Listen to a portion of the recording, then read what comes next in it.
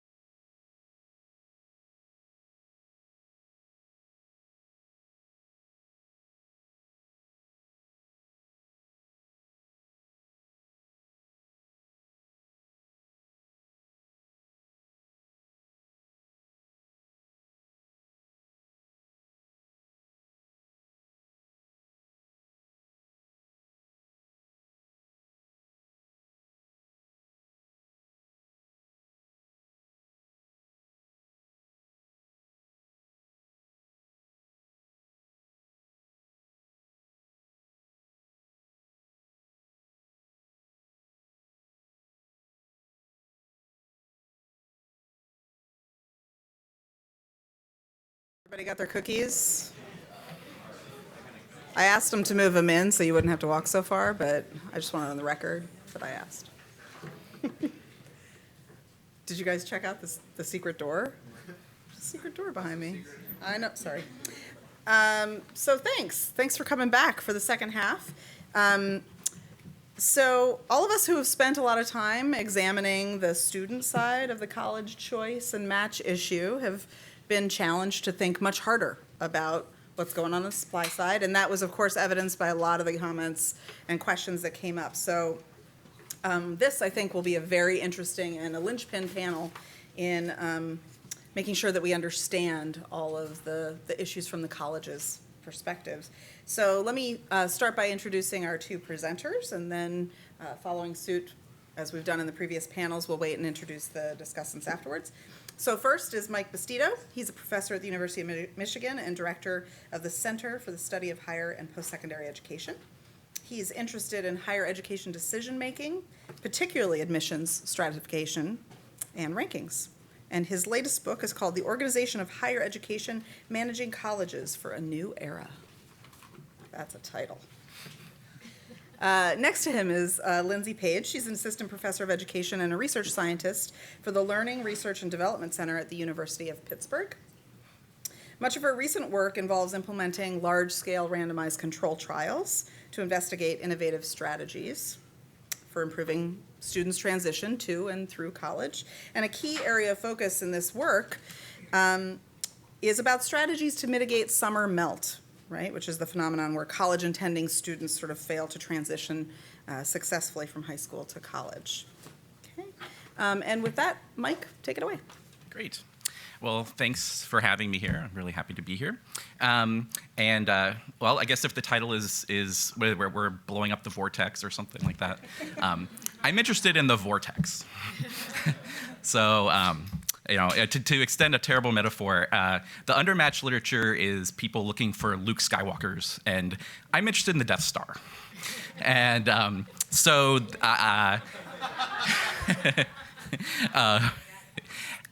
it's a really interesting place to work because it's fascinating to see what happens when low-income students hit the admissions office and when they hit the enrollment management section of the university. And we really, I feel like, don't have enough people who are looking inside of that process, because it'll give us a sense of what there are a lot of practices inside of universities that low-income students hit at various places, and how they come out of that.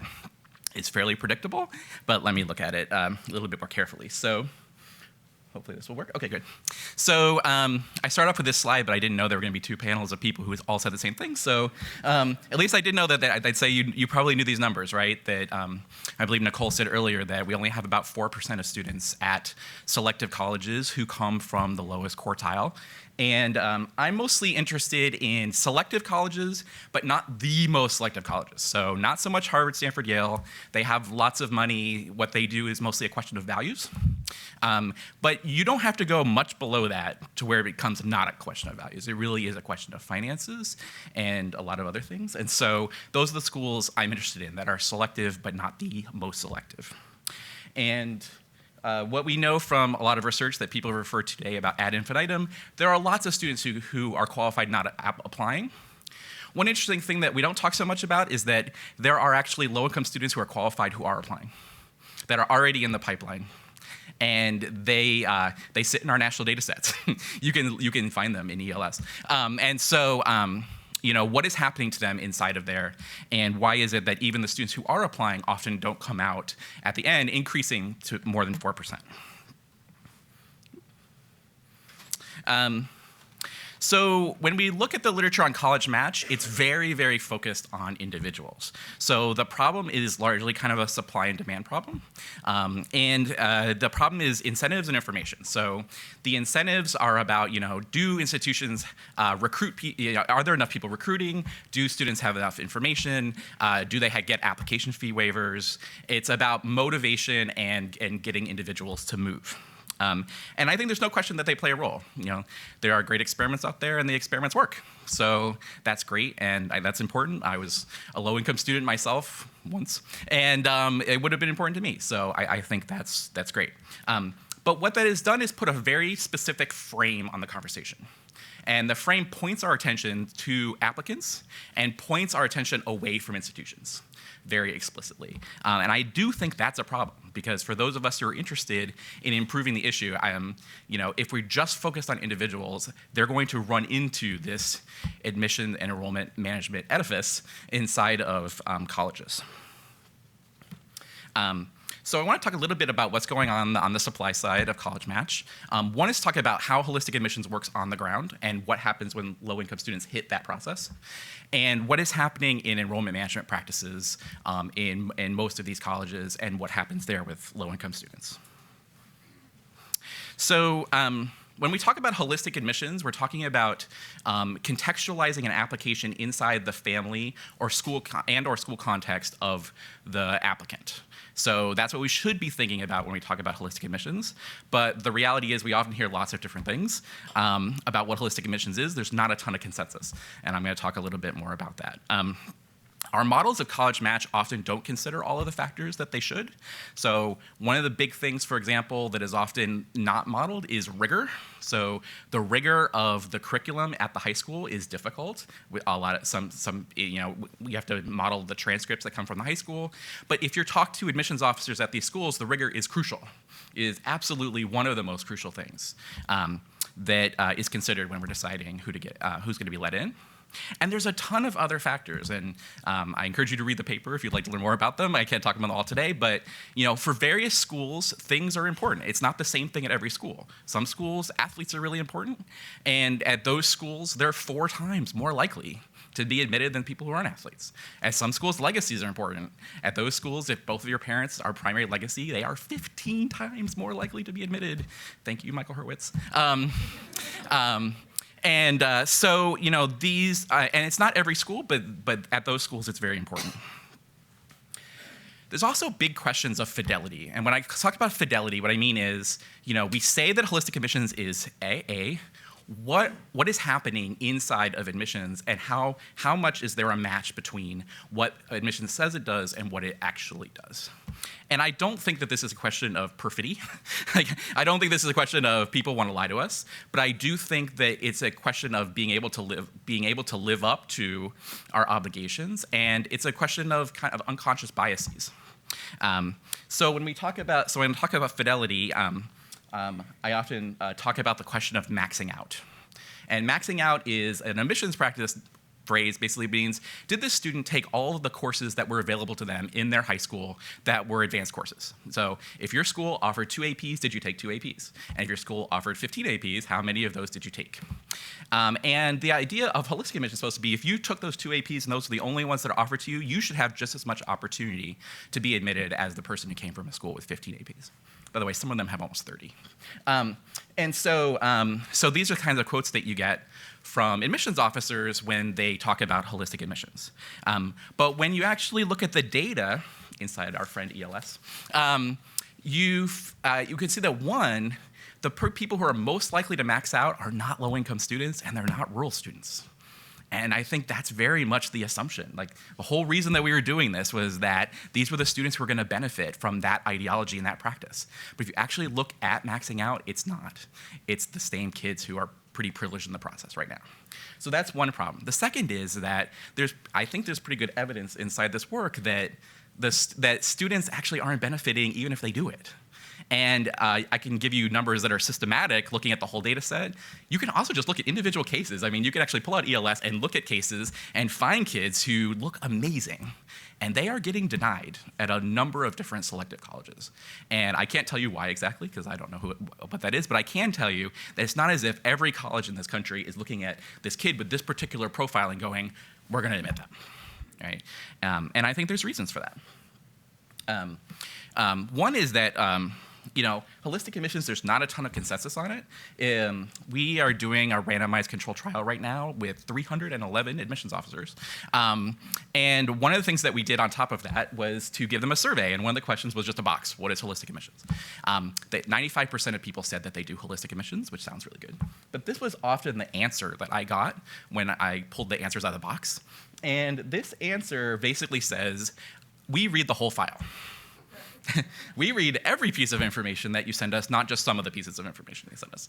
And I think they say this with some pride, right? And so, you know, I think a lot of offices are pretty far away from holistic admissions as some sort of platonic ideal of what is going on. So, you know, I think we should raise some questions about, you know, what degree do holistic admissions practices actually help low-income students? Because I think it's a very embedded assumption right now in the media and in general conversation that I don't think we have a lot of evidence to support at the moment. And what extent is there fidelity to these practices? I think we also have to consider a number of practices inside of enrollment management, which are also intersecting with low-income students, because enrollment managers are under an incredible amount of pressure to produce particular outcomes, to produce a class that hits a very specific enrollment target, that produces a class that has a particular diversity profile, and that has a revenue outcome. And so, you know, enrollment managers make their careers on these or don't make them. You know, lots of them are fired because they don't hit these very specific markers. And so what is the question about those targets and their intersection with low-income students? There's a ton of practices, and I have someone with a number over here who's encouraged me to finish. So I can't talk about all of them. They are in the paper. But you could probably look at a number of these different practices and see, you know, think through yourself, what does it mean if you're a low-income student and the college that you're applying to is using these particular practices? You know, if we're talking about competitive market pressures, you know, more and more students are applying to selective colleges, and it's harder and harder for those low-income students to compete academically with students who are wealthier, who go to better schools, who have the ability to increase their achievement and attainment at a faster rate than they have. If we're talking about early admissions, if you are a low-income student who wants a financial aid package and wants to look at packages and compare them to each other, you're not going to engage in early admissions because it's going to disadvantage you. But when you're 20 or 30 points more likely to be admitted when you go through early admissions, then you're going to be disadvantaged by that. There's a lot of different practices that all make sense. I mean, they're all an adaptation to the pressures that are being put on colleges and being put on enrollment managers. And there's not a lot of leadership from colleges to change that. You know, what I say in the paper is that presidents get to stand in public and say, we want a really diverse class. And then they go in private to their chief enrollment officer and say, you have to hit this revenue target, and you have to hit this enrollment target, and you have to hit all of these different things. And it's not fair to them. They're put into this basically impossible position. You know, they're data scientists who they use a lot of tools in order to hit those particular markers. You know, the implications for College Match is that we have to really look at these practices. They're not neutral for low-income students. They're mostly, wow, you really do want me to finish.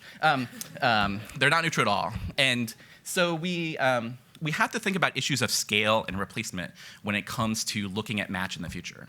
One is that I think a lot of assumptions are that if we have a limited group of people that we intervene with, that there's going to be a linear pattern in the future of what that effect is going to look like if we go to scale.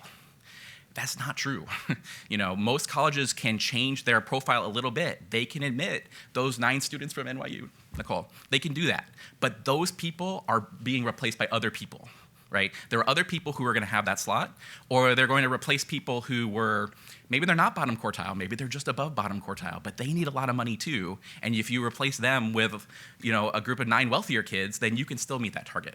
Right? So there's just a lot of strategies that can go on inside the office to allow certain things to happen, but it doesn't mean that if we go to scale that we're going to be able to you know, sustain that kind of effect. Thanks.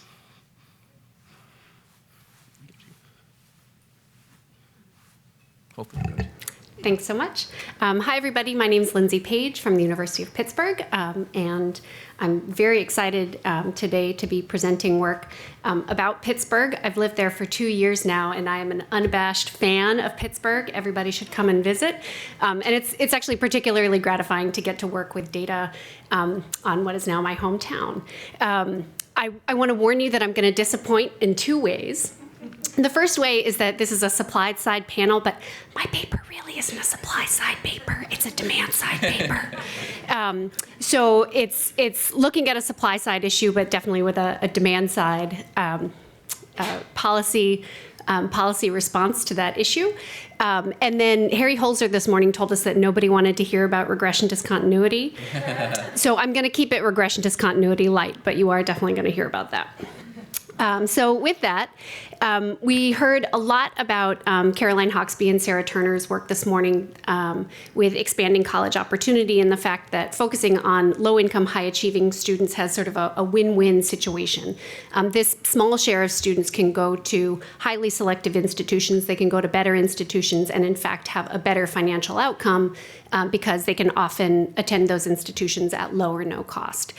Nobody gave a nod to Jess Howell and Matea Pender's fantastic paper that really builds on that work to begin to ask the question of, well, what about the other 96% or so of students, and what's the potential trade-off that those students face between cost and quality? And so what they show in their paper is that there is, for the vast majority of students, a trade-off between cost and quality, and that trade-off is actually a larger trade-off, or there are greater cost implications for students, for higher income students. But even for low income students, there is a cost implication of attending a better institution. And so with that in mind, there's sort of a dilemma that we face. If college prices, perceived and actual, actually drive the choices that students are making, is it the case that costs or prices that students are facing are leading them to make suboptimal choices? And can we improve college outcomes for students if we start playing with the cost or price margin? I know I'm making Jess crazy by saying cost and price in the same sentence. So the sort of key question that I bring, or that I focus on in this study, is really, so the dilemma that we face leads us to this question. If college prices were substantially reduced, would students actually attend better matched and higher quality institutions? And so in order to get at this question, there's Pittsburgh. Isn't it beautiful? You didn't know how beautiful Pittsburgh was. So to get at this question, in this paper, we focus on the impacts of the Pittsburgh Promise. So just to give you a little bit of background on Pittsburgh, it's a great place to live. The school district is relatively small. It serves about 25,000 students. The student body is 52% Black, about 45% white.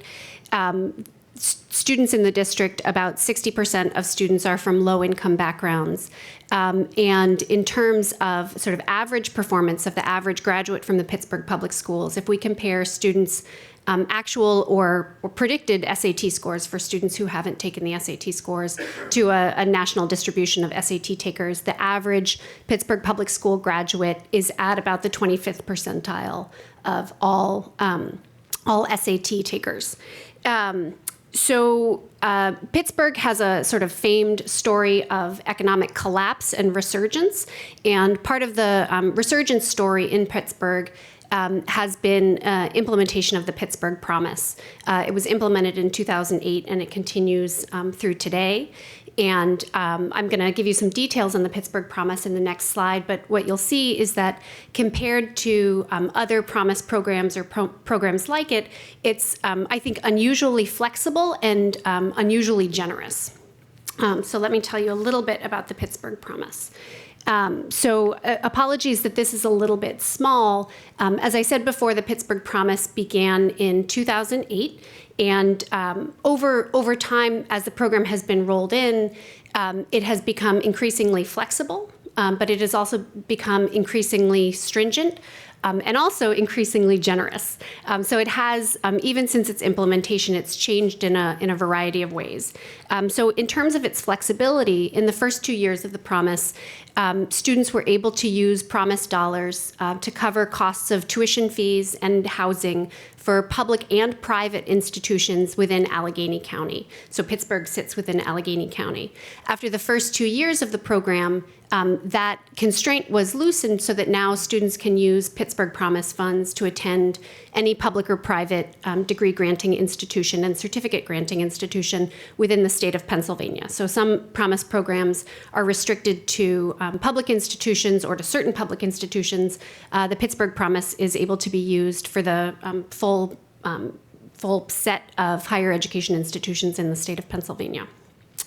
In terms of stringency, you'll see in the first year of the program, students had to achieve a high school GPA of 2.0 to qualify for the funds. That went up a quarter point in the second year, and then by the third year of the program, the now sitting requirement for the full promise funding was raised to a GPA of 2.5. And then in the second year of the program, an additional attendance requirement was implemented to try to give some students some targets around what they needed to do in terms of behavior, in terms of getting to school. And then finally, as I said, the program has gotten more generous over time. In the first several years of the program, the full grant was $5,000.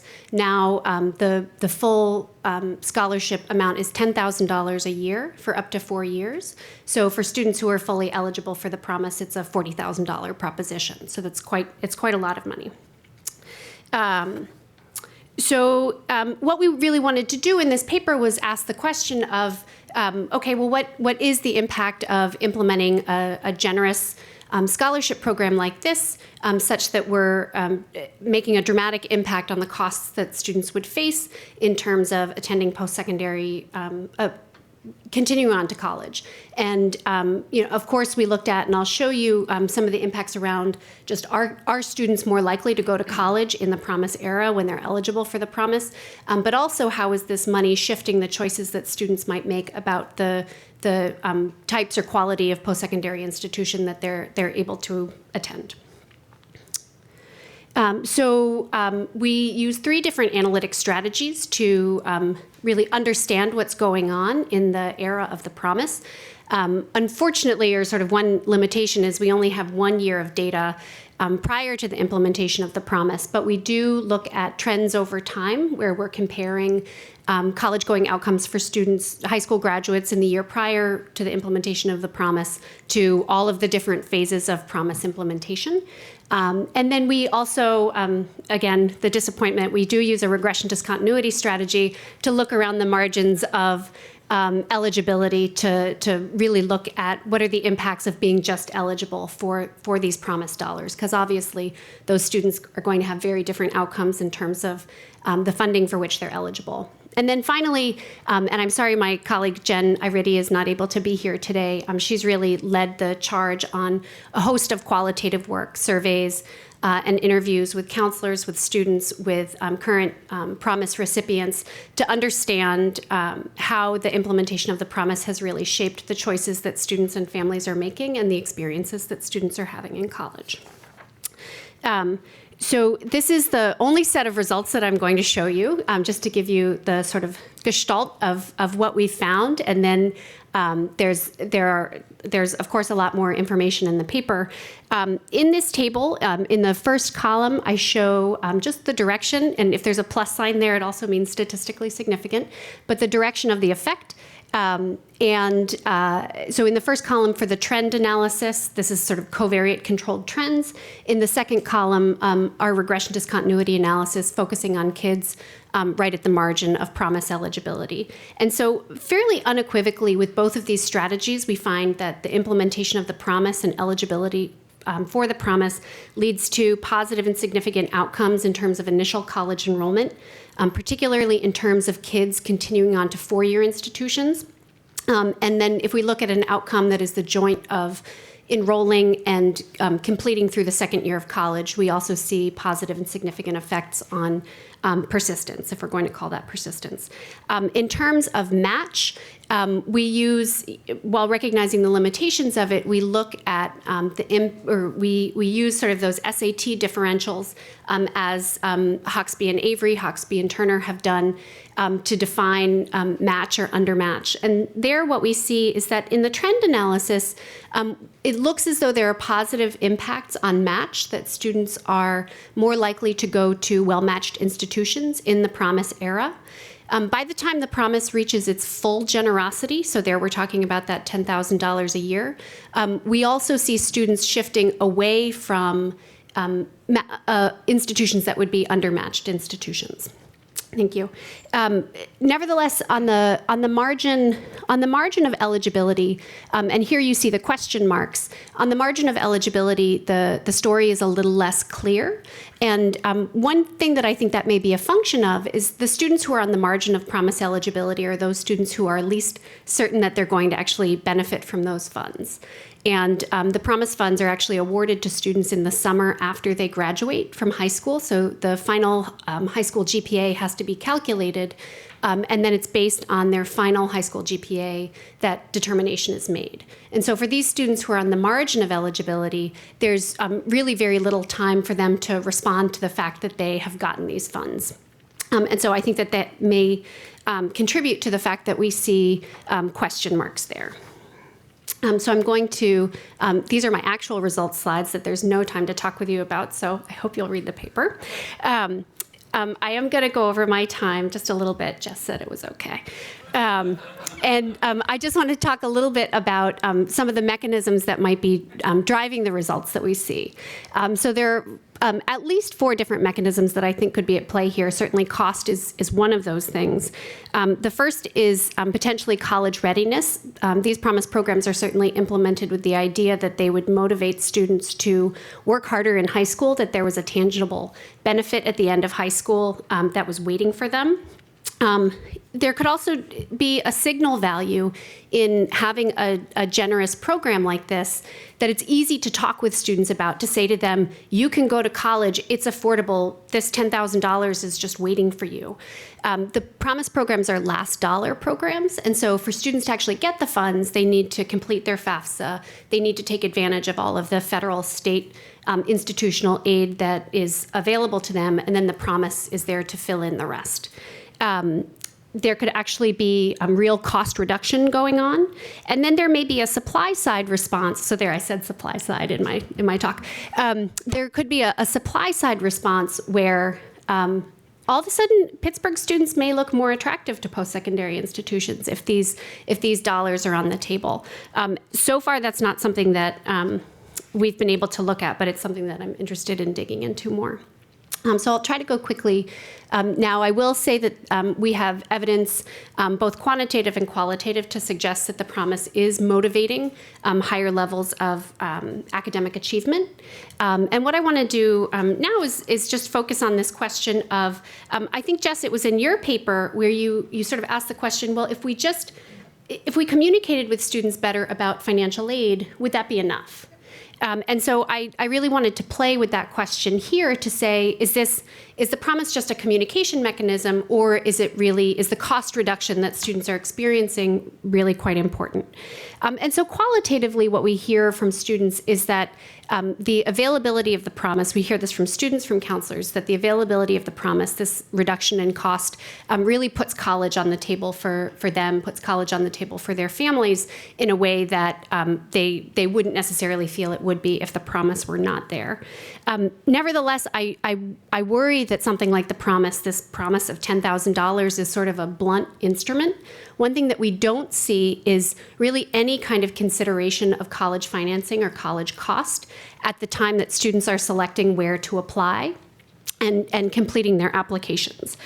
So counselors identified many factors that go into the decisions that students are making around college application. Many of them relate to college fit and academic match, but cost and financing was not on the table at all. Nevertheless, when students are making decisions about where to attend, conditional on acceptance, cost was really the only driver. Cost was really the key decision maker for students once they were choosing among different institutions. And so then one other idea that I just played around with was, if the value of the promise was essentially in signaling that college was affordable to students, then we might see that the actual dollar amounts that students receive would be relatively small.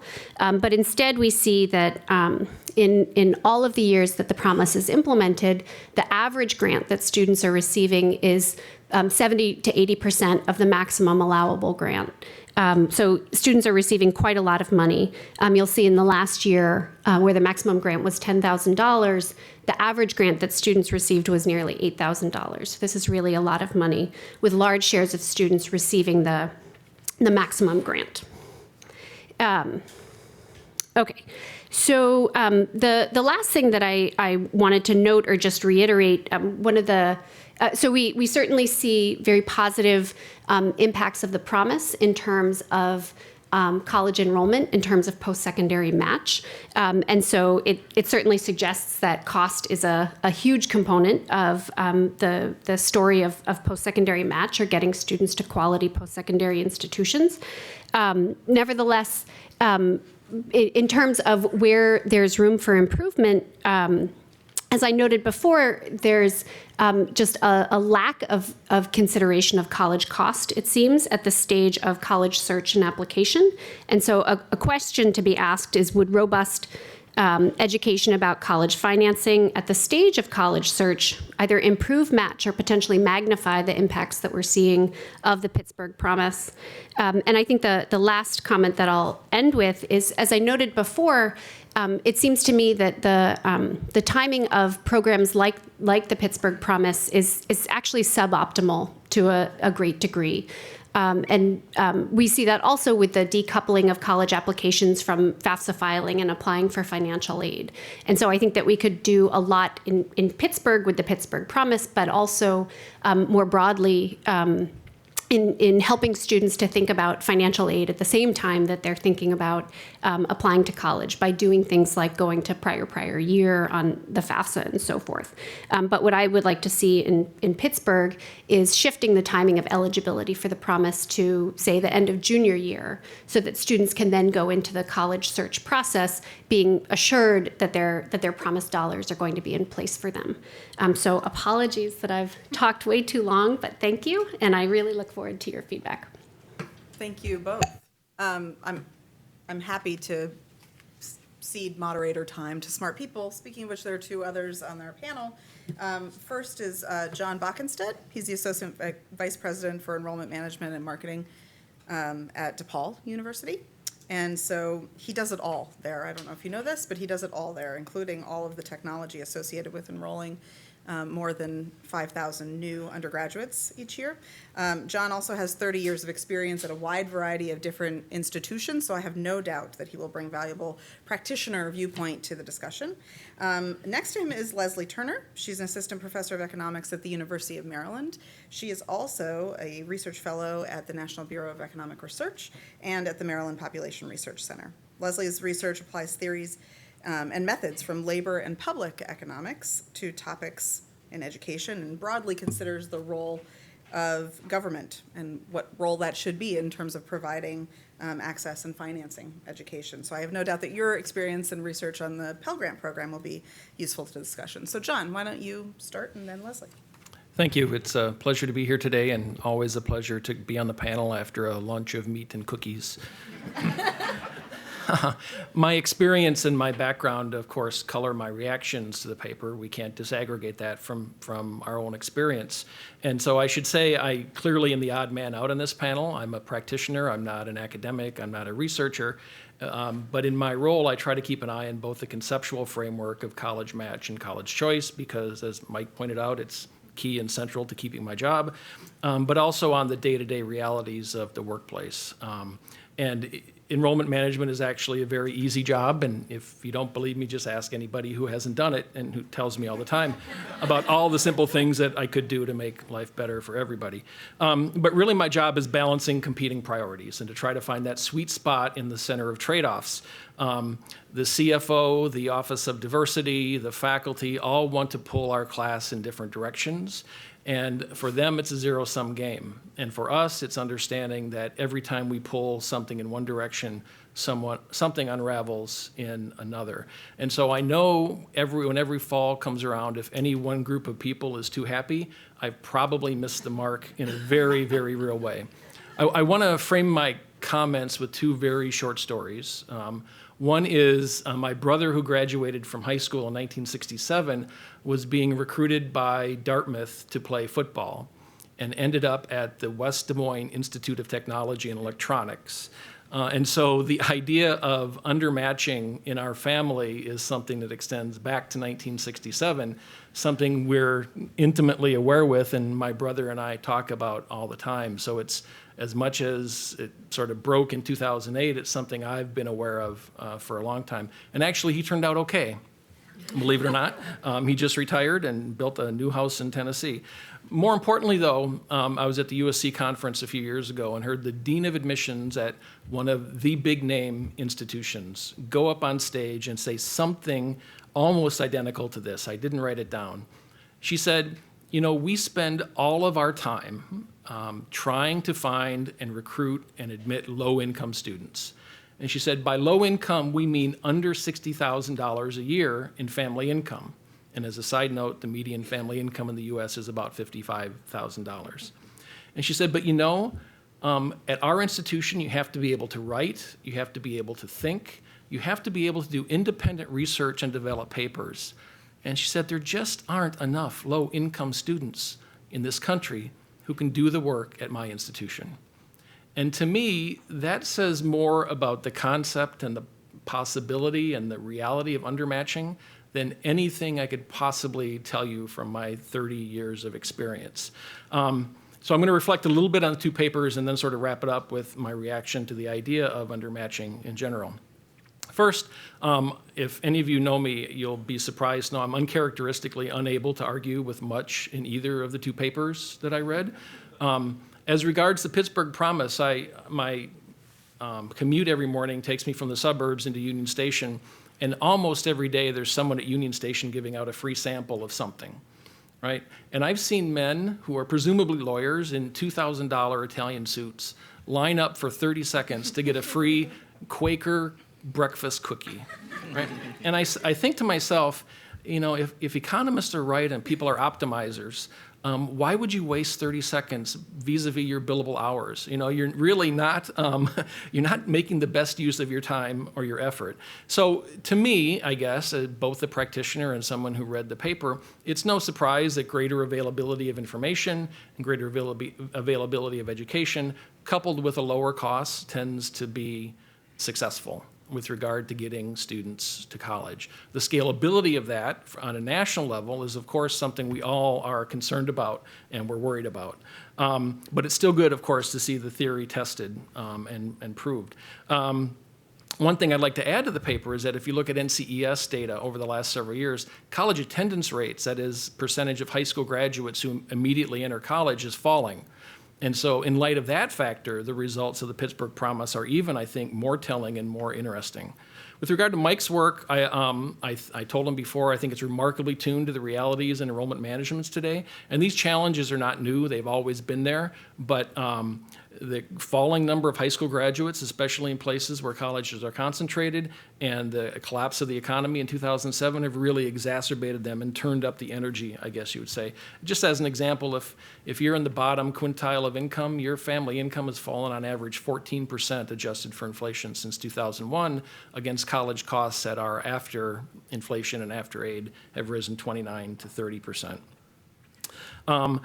The greatest insights from his paper were two, I think, that virtually every single factor in the college admissions process is skewed and stacked against low-income students. And I've written about this pretty extensively, ad nauseum, people will tell you. And that if we are successful in increasing match and moving students through the pipeline faster, the pie is not going to get any bigger at the top, right? I used to work at Grinnell, and I'm very fond of saying that Grinnell is a great investment organization that runs a college on the side. Right? Peter Senge tells us the harder you push on a system, the harder it pushes back in reality. It's been said that Ginger Rogers did everything Fred Astaire did, except she did it backwards and in high heels. And as I look at the panelists today, I realize that I'll have to stop using that analogy pretty quick as I get older. But it seems a really apt metaphor for low-income students. We expect those students to dance backwards in high heels, and then and we're surprised when they somehow don't measure up on the scales that we use to measure the students who don't have to dance backwards, who don't have to do it in high heels, or when they're disinclined to dance to the tune that we decide they should dance to. My big response, my challenge with the concept of undermatch is that Defining a college's market position by three things makes a lot of sense. Median test scores, selectivity, and grad rates. I would argue those three are the three exact same things. And if you do a regression on any two against the other, you see a really strong line. And so what it means with these institutions that have really high graduation rates is they're taking almost no risks at the admissions process. They're simply selecting students who are predestined to graduate. If you suddenly change that pool and make it different, the results are going to be different.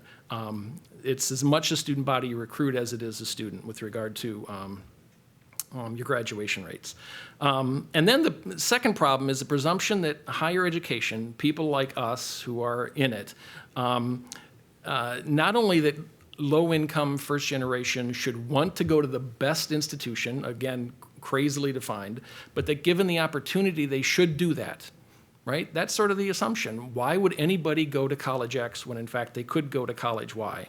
I think we're imposing our own upper class and upper middle class values on students, essentially telling them, go to prom with the best looking person you could find, marry the richest person you encounter, or buy the car with the greatest horsepower, because that will make you happy. I suspect we all know deep down in our hearts that's probably not true. But we've decided they should, and we have a long way to go to assure that students have access and information to that. I think the most stunning graph in Lindsay's paper is the one that shows the percentage of students not who undermatch, but who don't go to college at all. And in saying that they should, I just convicted myself of doing exactly the same thing I condemned higher education for doing. But choice for everyone is really complicated. For low-income students, there are issues of microaggression, code switching, tendency to feel out of place, issues of place, distance, curricular matching. Not every low-income kid wants to major in the liberal arts at Williams with anthropology or history. First-generation low-income students are very career-focused in their college choice. I'd like to rerun the analysis of match and use a college's definition of diversity within a system to see if, in fact, students match better at places where the culture and the attitudes and the opinions of the people are more like them.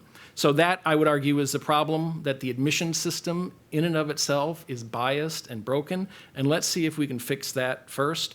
Just one last point, if you know Harry Brighouse from the University of Wisconsin, read his paper on the difference between achievement and merit in the college admissions process. It's an astoundingly good and insightful treatment. I'll be happy to send the link to anybody.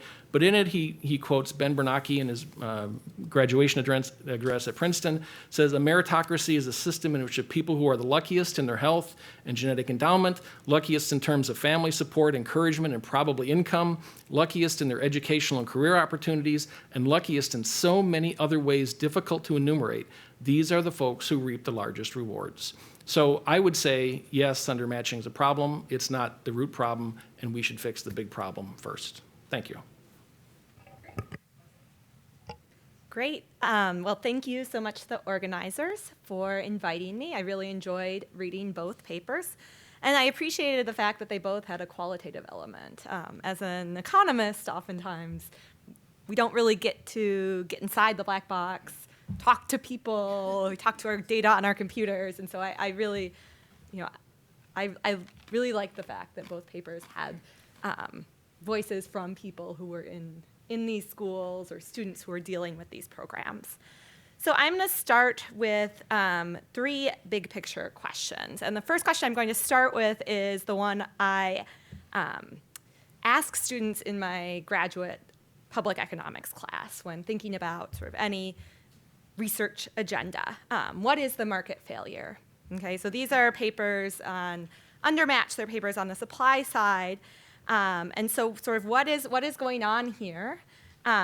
Is it the fact that there are individuals, low-income individuals, that could obtain larger private returns if they went to a school that they were a better match to? So there's sort of money being left on the table.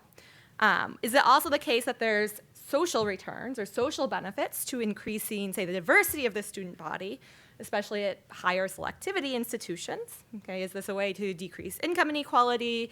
Are there spillovers to more affluent peers where their opinions change because they are exposed to students from other backgrounds. And I think it's really important to sort of figure out what is the market failure that we're trying to address before thinking about potential policy tools that federal governments, state governments, private organizations can use in an era of limited resources. The second big picture question is sort of thinking broadly about institutional objectives. So if we're designing a policy to help low-income students go to better schools or increase match, we have to understand what our institutions responding to.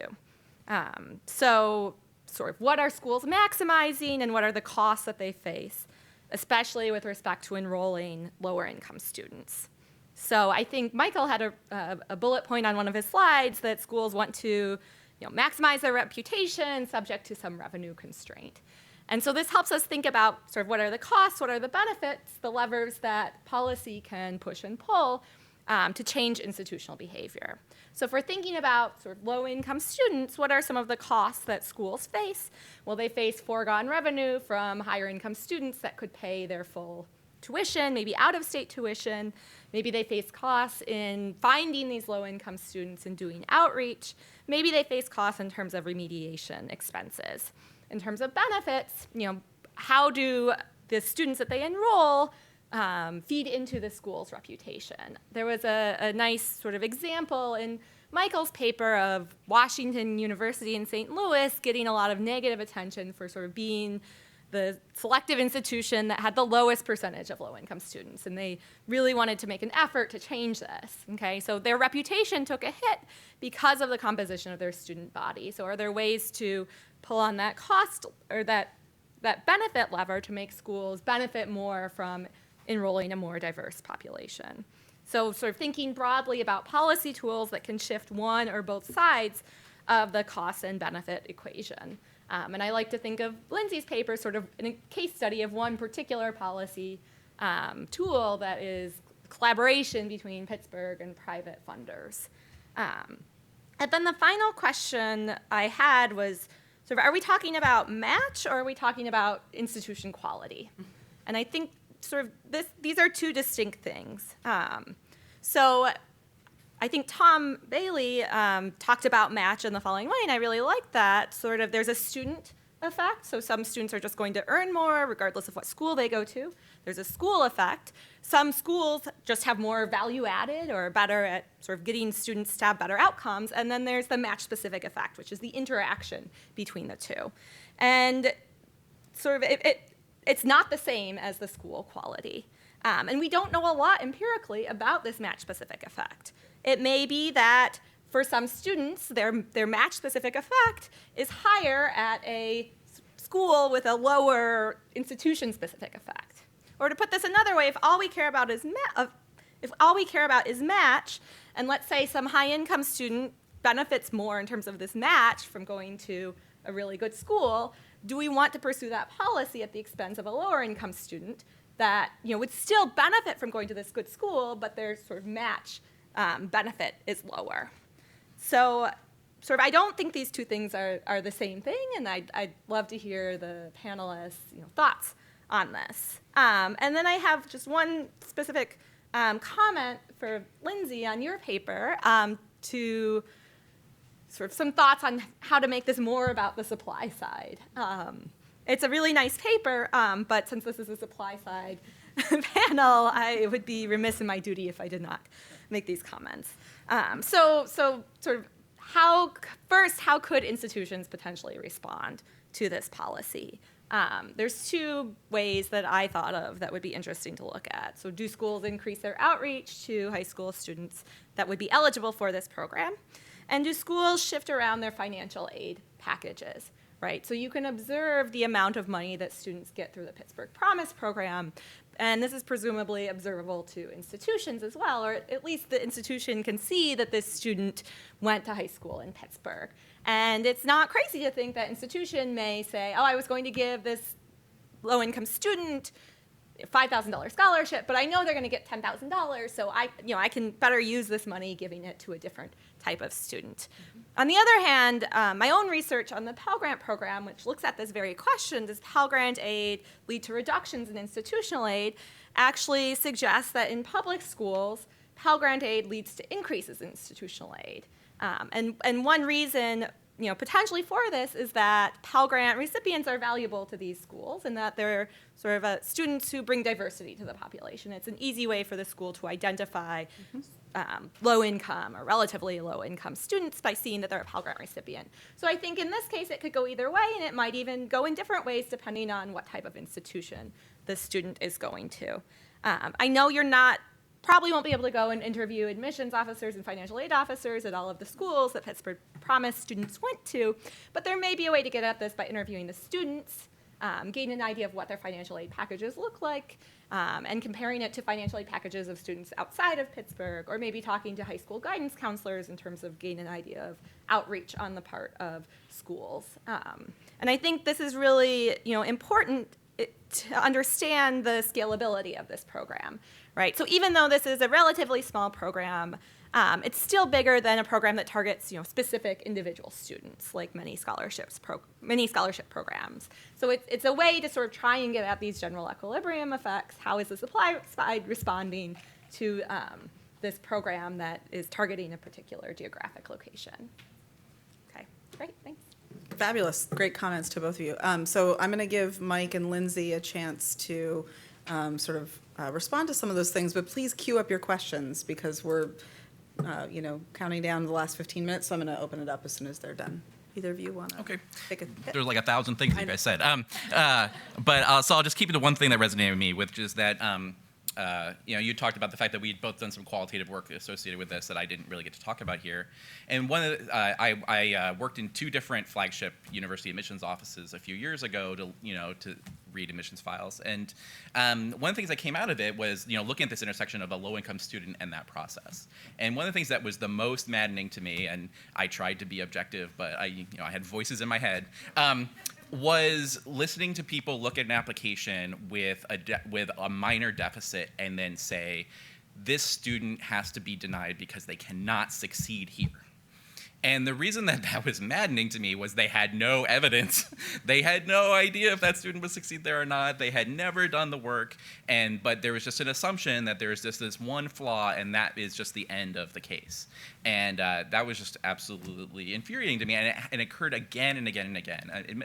I very much wish admissions offices were willing to do more limited experimentation, where they actually took some risks and saw what happened. They're not letting people into heaven. They're letting people into Grinnell or whatever. And if they make a mistake and 20 students flunk out, it is not that big a deal. And by the way, that's not going to happen. We're talking about schools that have graduation rates that are between 90 and 97%. So I guarantee you add a few more students there, and they are not going to just flunk out. And you could actually see where the push and pull points are for admitting those kinds of people. Oh, there we go. I think the one thing that sort of weighs on my mind in terms of scalability is the idea of sustainability for this kind of program. It was actually timely in the writing while we were writing the paper, and I didn't talk about this in my general remarks. The Pittsburgh Promise actually had a big announcement, and their big announcement was that they were scaling back the generosity of the scholarship, in part because they've been a little more successful than their models originally suggested they would be. And in order to be financially viable through the class of students who will be entering kindergarten this fall, they needed to dial back the generosity of the promise. And so it's also been interesting to think about the Pittsburgh Promise in the context of higher education in Pennsylvania. So Pennsylvania is one of the most expensive higher education markets in the country. And so for students today getting $10,000 or they're dialing back to $7,500 a year, that may take a big bite out of the annual cost of higher education. But for the kids who are graduating from the Pittsburgh Public Schools in 2028, $7,500 probably isn't going to go very far if our trajectories of even net price are continuing as they are now. And so that's, I think that the Pittsburgh Promise is admirable, and I commend my community for rallying around students. I think that that's really exciting. I think communities should rally around their students, but I don't know that this is the model that, I certainly don't think that this is the model that solves the issue of cost and price in higher education. Thank you. So, questions. Awake out of your cookie slumber. Microphones are headed your way. There's 3 or 4 back there. I'll use one microphone so I don't do stereo. So Laura Kane here from Aspire. Thank you so much for all of your comments. They were great in the papers. So this question is for Lindsay. 2 questions. One, I was curious why they made the jump from 5,000 to 10,000, especially given the last slide, if my eyes served right, it looked like they were capping at about 4,000 right near the time and what was actually being used by students. So curious on the why there. And then secondly, more on the student level, this ties to some of the earlier comments that were about kind of aspirational questions. That the timing in realizing students they find out if they get this in summer is shocking to someone who does a lot of work with students and families around making decisions with financial fit in mind, both at list as well as at decision.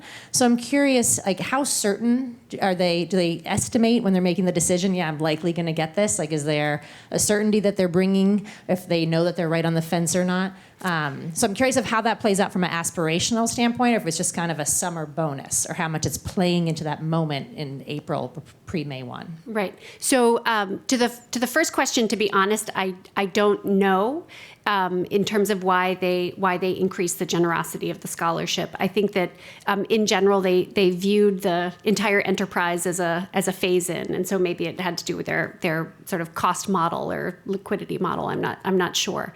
And then I completely agree with you that it seems strange to me that the final award of the Promise funds would be after students have completed high school. I mean, you could think about a number of reasons why they might make that choice. One, you want to avoid students having sort of ultimate senioritis of saying, well, I got my $10,000, now I barely really need to do anything in my senior year. On a more positive note, you could imagine the Promise wanting to give students as much time as possible to attain that goal of the 2.5 GPA. So that they can be eligible for those funds. One other piece of the programming that I sort of glazed over in my remarks, they have a sort of a safety net feature of the Promise, where for students who have a GPA between 2.0 and 2.49, those students can use Promise funds to attend the local community college in the first year. And then if they do sufficiently well in that first year, then they can activate full Promise funds to go on to a 4-year institution. I'll say at the margin of eligibility for that on the 2.0 end, we see virtually no impact of that opportunity for students, which is surprising to me. But it doesn't seem as though that's something that students are responding to. But Laura, I totally agree with you, and it's why I had said I've said to the folks at the Promise, we really ought to change this so students have the opportunity to really respond to having this opportunity.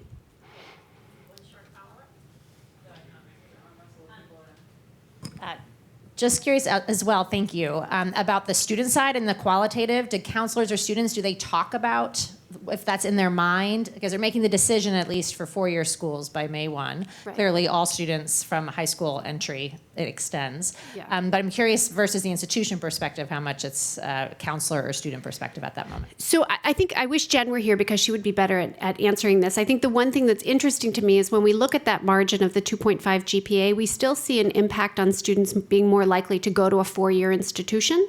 But we don't see commensurate impacts on improved match. And so I worry that those students may be going to sort of open enrollment 4-year institutions rather than maybe because they sort of missed the boat on the regular application cycle for those institutions. So that's a hypothesis. Hello, Jamie Rorson, Institute for Higher Education Policy. I am a native Pittsburgher. Woohoo! And a graduate of Pittsburgh Public Schools, but way before the Promise. So my question, of course, is for Lindsay. As somebody who went through Pittsburgh Public Schools, I know that there is, I think more so than most urban public districts, actually, quite a bit of variance in terms of quality amongst the high schools. I'm wondering if your current research has explored this, or your future research will explore take-up increased eligibility for the promise across the different high schools and its impact on match. My high school actually closed in 2011 because of underperformance and under-enrollment, so I'm assuming those students weren't really receiving promise. But Yeah. Is it Shenley High School? no, Peabody. Peabody, okay. Which became Obama, which is an Correct. IB Yeah. school. Good. So I think the short answer is yes, and absolutely there's a lot of variation across the high schools. So we see a lot of variation in eligibility for the promise. One other thing that we see a lot of variation in is in this bore out in our qualitative data is one, the extent of counseling support that's available in the high schools, and I'll say the priors that counselors bring about what kinds of post-secondary outcomes are good and appropriate for their students. So in a lot of schools, there's we see a sense of sort of a default option is all students should go to the community college and start their post-secondary education in the community college because that's a good and safe and affordable choice. So even in the era of the full generosity of the promise, that's something that we see. And counselors really express this as sort of a moral conundrum, that they really worry about pushing students to make decisions about their higher education that is going to lead them into debt, and they worry about their students faltering once they continue on to college. So I think the variation in sort of counselor expectations and extent of counselor support is something that we see in particular. Yeah. Hi, Matt Holzapfel, University of Chicago. Excuse me. I thought Mike did I was really struck by the way you laid out what I think is a point we miss a lot, is that these institutions are acting in very internally rational kinds of ways, right? From the outside, it's easy to discount that. But given that that's the case, I wonder if the panelists have ideas about what kinds of incentives might change what the rational ways of acting would be for those schools. Yeah, that's what the editors wanted from me too. Stay tuned. Yeah, and what I wrote in the day that I had to write was which to solve this problem was targeted funds. I mean, if you provided targeted funds for graduating a low-income student, then that would have an effect, right? That would change the calculus inside of the school about who to admit. I think that they mostly want to admit these people. I mean, it's not a question of values inside of the school, and so it seems to me that that's one of the better ways. I also know too that our next panel is about state policy and federal policy incentives too, so I won't try to colonize that too much.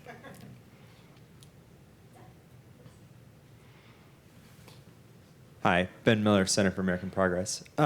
One thing I was just wondering is how much of the problem here from the supply side is about acceptance versus yield? In other words, is it that schools are accepting the students but they're giving them such bad packages, sort of the admit deny that they're not taking them, or is that they're not even taking them in the first place? And if it's an admit deny problem, sort of what do we do about that? Because if you fix just the admissions but you don't fix the financial aid side of things, then you're not going to solve the problem. It's both. John can answer this too, obviously. But yeah, it's both. So there are students who are in the pipeline right now who are being denied and could be admitted and would succeed. But also, we do have a big financial aid problem. Most institutions are having to gap, meaning that they are providing a package that is less than what the student needs, quantitatively to enroll. And students are finding really creative ways to bridge that gap. But the number of schools, especially on the public side, that actually don't gap is pretty remarkable. I think most people assume that you get that number and that's your EFC, and then that's what you're going to get from the school. They're going to find some way to put that together. But a lot of schools cannot afford to do that with their financial aid budget for the group of students that they're admitting. So I think it's absolutely happening on both sides. And because it is happening on the financial aid side, I do worry that sometimes there's not the pressure on the admission side to work on this problem because they're afraid that once they get onto the financial aid side, it's not going to work out for them anyway. So it sort of relieves that pressure. Yeah, I would say the biggest problem from a scale standpoint is students who never even start the process in the first place. Whether the biggest problem is admit to enroll or applicant to admit, I don't have any data, I haven't done any research on that. I suggest they're both important, but they're a much smaller problem than the bigger problem in the first place. One more question? I speak loudly, so I may not. Okay, so Lindsay, I think I love these kinds of Promise scholarships, and this comes on the heels of the Kalamazoo Promise Scholarship. But I kind of have three questions related to all of these kinds of Promise scholarships. The first is, to what extent did the Pittsburgh Promise influence maybe who was leaving the Pittsburgh private schools and going into the public schools? Mm-hmm. In other words, was there some sort of residency requirement? Because you can imagine if and I know there is a big Catholic school population in Pittsburgh, imagine all of a sudden you have this shock where you're saying to parents, oh, your kids can get $10,000 a year if they have that above that 2.0. I imagine that might have impacted sort of who is enrolling. Another thing I always wonder about, especially if you have these GPA cuts, I wonder if teachers were modifying grades a little bit at the end. And so it would be kind of interesting to test whether there was in the first year, because you kind of have you have like an experiment embedded within an experiment where in the first year you had that 2.0 threshold, then it became 2.25, then it became 2.5. So I wonder if you looked at each cohort, if there were little clusters of students right above those boundaries.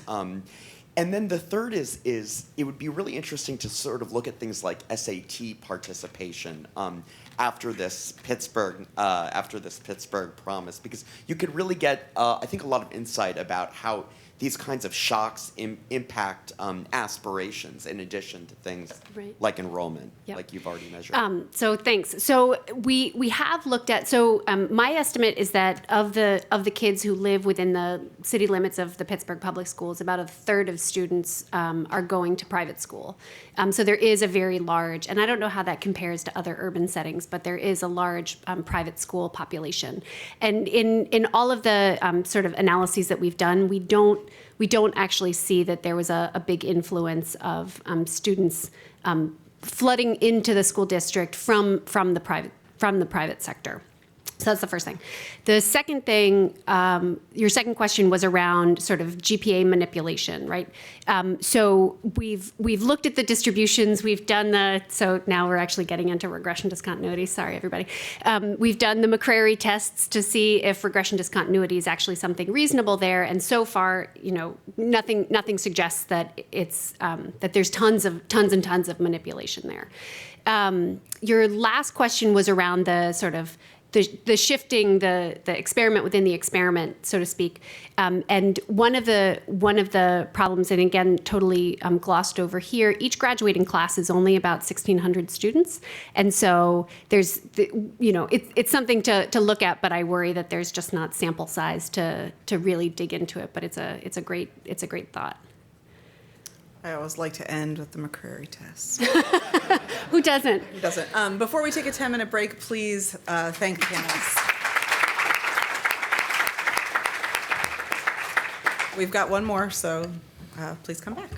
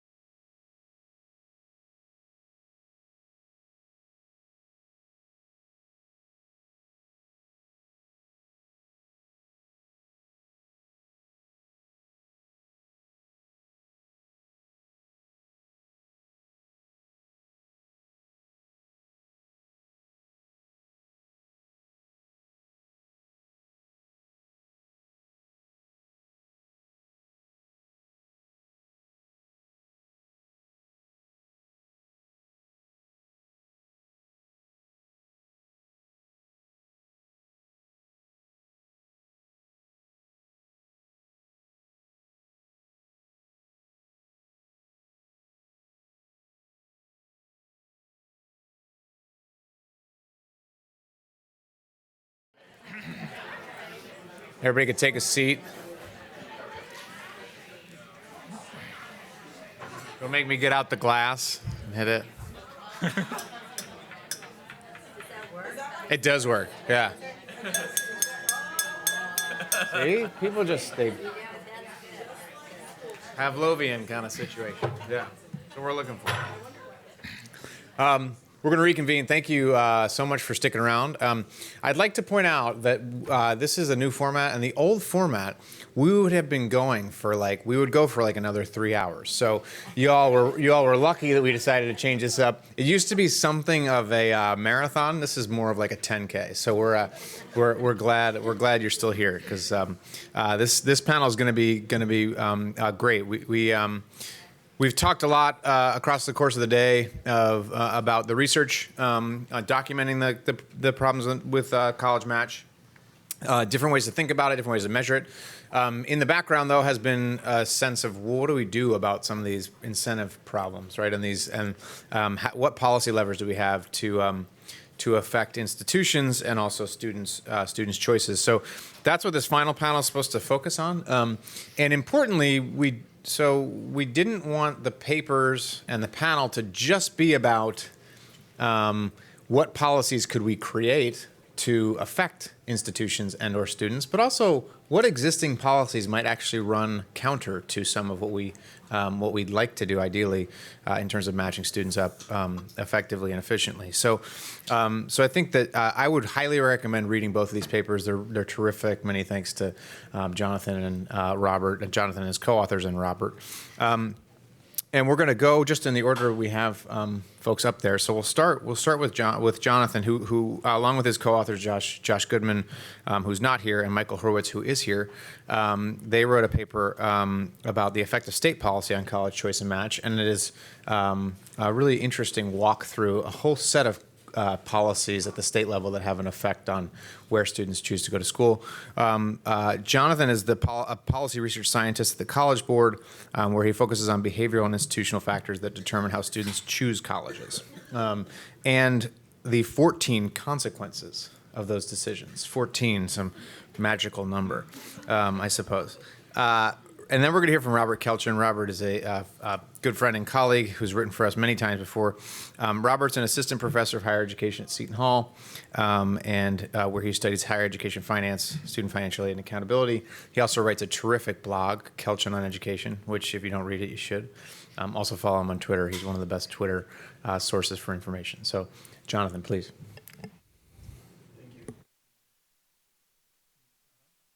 It's back on. Great.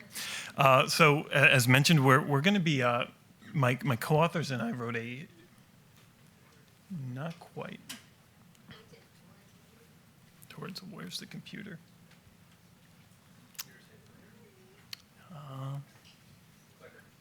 Clicker? Clicker's not quite working. Is it on? I don't know. Is there an on button? It was working before. It's coming out of your time. Thank you. I'll just start talking for a little bit since the slides aren't terribly important. So what we're actually going to be talking about is state policy and how that affects college choice and ultimately match. And obviously there are many influences within a student's life, and that can range from anywhere from people to organizations. Okay, great. Organizations and governmental entities, including local, state, and federal governments, but we're going to be focusing on state government policies that can affect the way students decide to matriculate or not matriculate in colleges. And this can affect students' decisions in a number of ways. It could affect whether they enroll or not enroll.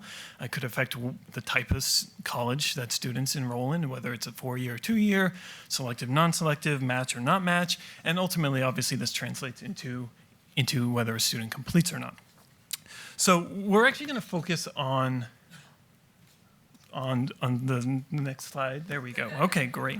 On 4 broad types of state higher education policy, and they include in-kind spending, financial aid, college entrance exam taking, and also some criteria within college admissions. And these are definitely not an exhaustive list of state policies that may affect where and when students enroll in college, but these are things that we sort of saw a pretty good literature on.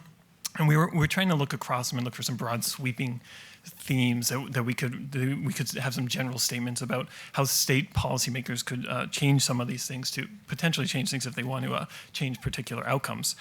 So we'll just sort of dive into these pretty quickly. And I'm going to start with in-kind spending. So obviously in-kind spending is a very large part of a big part of a state budget. In fact, in 2013, there were $72 billion spent on in-kind spending to help subsidize public higher education. But there's a tremendous amount of variation in states and across time. So, a student in a particular state in a particular time might face quite a few different subsidies from the state than another student that looks pretty similar. And there's a few general themes that we saw across the research. So first and foremost, we see two sort of main effects. So firstly, in-kind spending tends to induce students to enroll in college. So that is, students tend to go from no college to college when there are higher amounts of in-kind spending. But then on the second sort of margin, it can change the type of college that students enroll in. So it tends to make people more likely to go to public colleges, the ones who are the beneficiaries of the in-kind spending. So that can take the student away from a different type of college that they would have enrolled in the face of this spending. And so, it's kind of hard to say in aggregate what this ultimately means for a state, but I think it's really context dependent. So the benefits to particular students are really going to depend on quite a few factors, namely what is sort of the higher education landscape within the state at that particular time. So first of all, what margin is the student on? Are they going from no college to college, or are they going from a certain type of college to this public college? And then what are the differences in the quality of those different types of colleges and the different relative tuitions that we'll face? And so states certainly have to consider these sorts of margins, the types of students on these margins, and the sort of the competition within the state when they are actually implementing these in-kind subsidies. So if we go to financial aid, it's actually a very similar story, not surprisingly. So again, there's quite a bit of money spent in states on financial aid, $11.2 billion within the last few years, and there's a lot of variation in states. So, for example, in South Carolina, on average, there were $1,900 per student spent in financial aid, but in 14 other states, there was less than $200 spent per student. So here's some of the cross-cutting themes that we saw in the literature. So first of all, there's substantial impact on whether a student enrolls or not, again, going from no college to college, but it does also impact the type of college that students enroll in. So again, it could be a more selective college versus a less selective college, depending on who is actually offering the financial aid. And so, certainly related to match, we see a lot of people going from 2-year colleges to 4-year colleges, and some previous work, including a lot of the people in the room, document that 4-year, 2-year margin is actually a big part of the undermatched story. Lots of people who are qualified to go to 4-year colleges and are likely to succeed start at 2-year colleges. And there's these state financial aid certainly have implications on what type of school students are going to start at. And sort of across all these sort of margins and influences that the aid policies have, we tend to see that completion certainly is generally, we kind of see a story where completion is certainly influenced by the type of school and the quality of the school that students are starting at. So in some sense, quality, where you initially start and the quality of that college matters, and hence financial aid, which influences where students start, is also going to matter. Sort of switching gears a little bit. So we also look at something, we talk about college entrance exam taking. And so in the past few years, actually, there's been numerous studies which come up with pretty consistent results. So these by college entrance exam takings, I mean there are about 8 states right now which require students to take the ACT or the SAT either in their junior or their senior year of high school to satisfy the accountability criteria within the state. So states pay for this, and it's free to the students. So there's some potential benefits to these sorts of policies. If students overcome the hurdle of taking this admissions test that could be burdensome, and they may learn about their ability. So it may sort of change the type of college that the students consider, and they may just receive information about colleges, either directly from the colleges, or there may be sort of this culture of college going within the high school that sort of changes the dynamic of the conversation. So here's sort of the general cross-cutting themes from this strand of research. First of all, it increases 4-year college enrollment, but that can, but not always, comes at the expense of two-year college enrollment. So sort of students who take these exams are more likely to enroll in four-year colleges and less likely to enroll in two-year colleges. And that's sort of sensible given the fact that these are often exams that are required in the four-year space. But that's not always, it's context dependent, so that wasn't universally true across these 8 states. And then one of the studies suggests that some high ability students are sort of learning their ability through taking these exams they wouldn't have otherwise, and so they're going to these more selective colleges that they're certainly academically matched to. So in some sense, these are improving the match quality of these higher ability students. So generally speaking, these state policies tend to increase enrollment and improve match. And the final strand that we talk about are admission criteria. So this is sort of, a more controversial strand of research, particularly affirmative action and top 10% rules. And the other component, which is not totally related to affirmative action, top 10% rule, we talk about minimum admission criteria. So quite a few states actually have minimum ACT or SAT scores or GPAs or some combination of the two in order to matriculate at the four-year public institutions. And so it's actually kind of interesting. They actually all have a similar story. These criteria that we talk about is that they tend to create overmatch, right? So the beneficiaries of these admission criteria tend to be the least academically qualified students at the four-year colleges that they tend to enroll in. One of the results, first of all, they're overmatched, but then a lot of the studies tend to try to look at completion and see if they're sort of benefiting from being at these more selective colleges. And there is certainly, there's a mounting bit of evidence that suggests that this quality actually matters. So going to a more selective college matters. And remember, these are students who are overmatched. So this is really pointing to the fact that maybe quality matters, absolute quality, as opposed to the match quality between the student and the college. So that's sort of one of the cross-cutting themes across those admission criteria literature.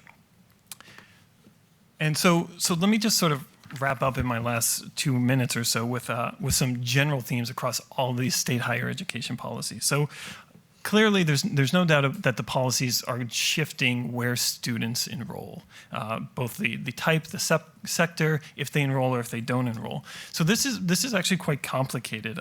It's also determining whether or not you match depending on the actual policy. But this makes it a very complicated decision for a state, and I think states have to think about this on a state-by-state basis. So and they have to think about what is it that they're trying to influence. So for example, if you want to increase enrollment, the states may try to get students to enroll in two-year colleges by perhaps something like making community college free, and that's a perfectly perfectly reasonable policy goal.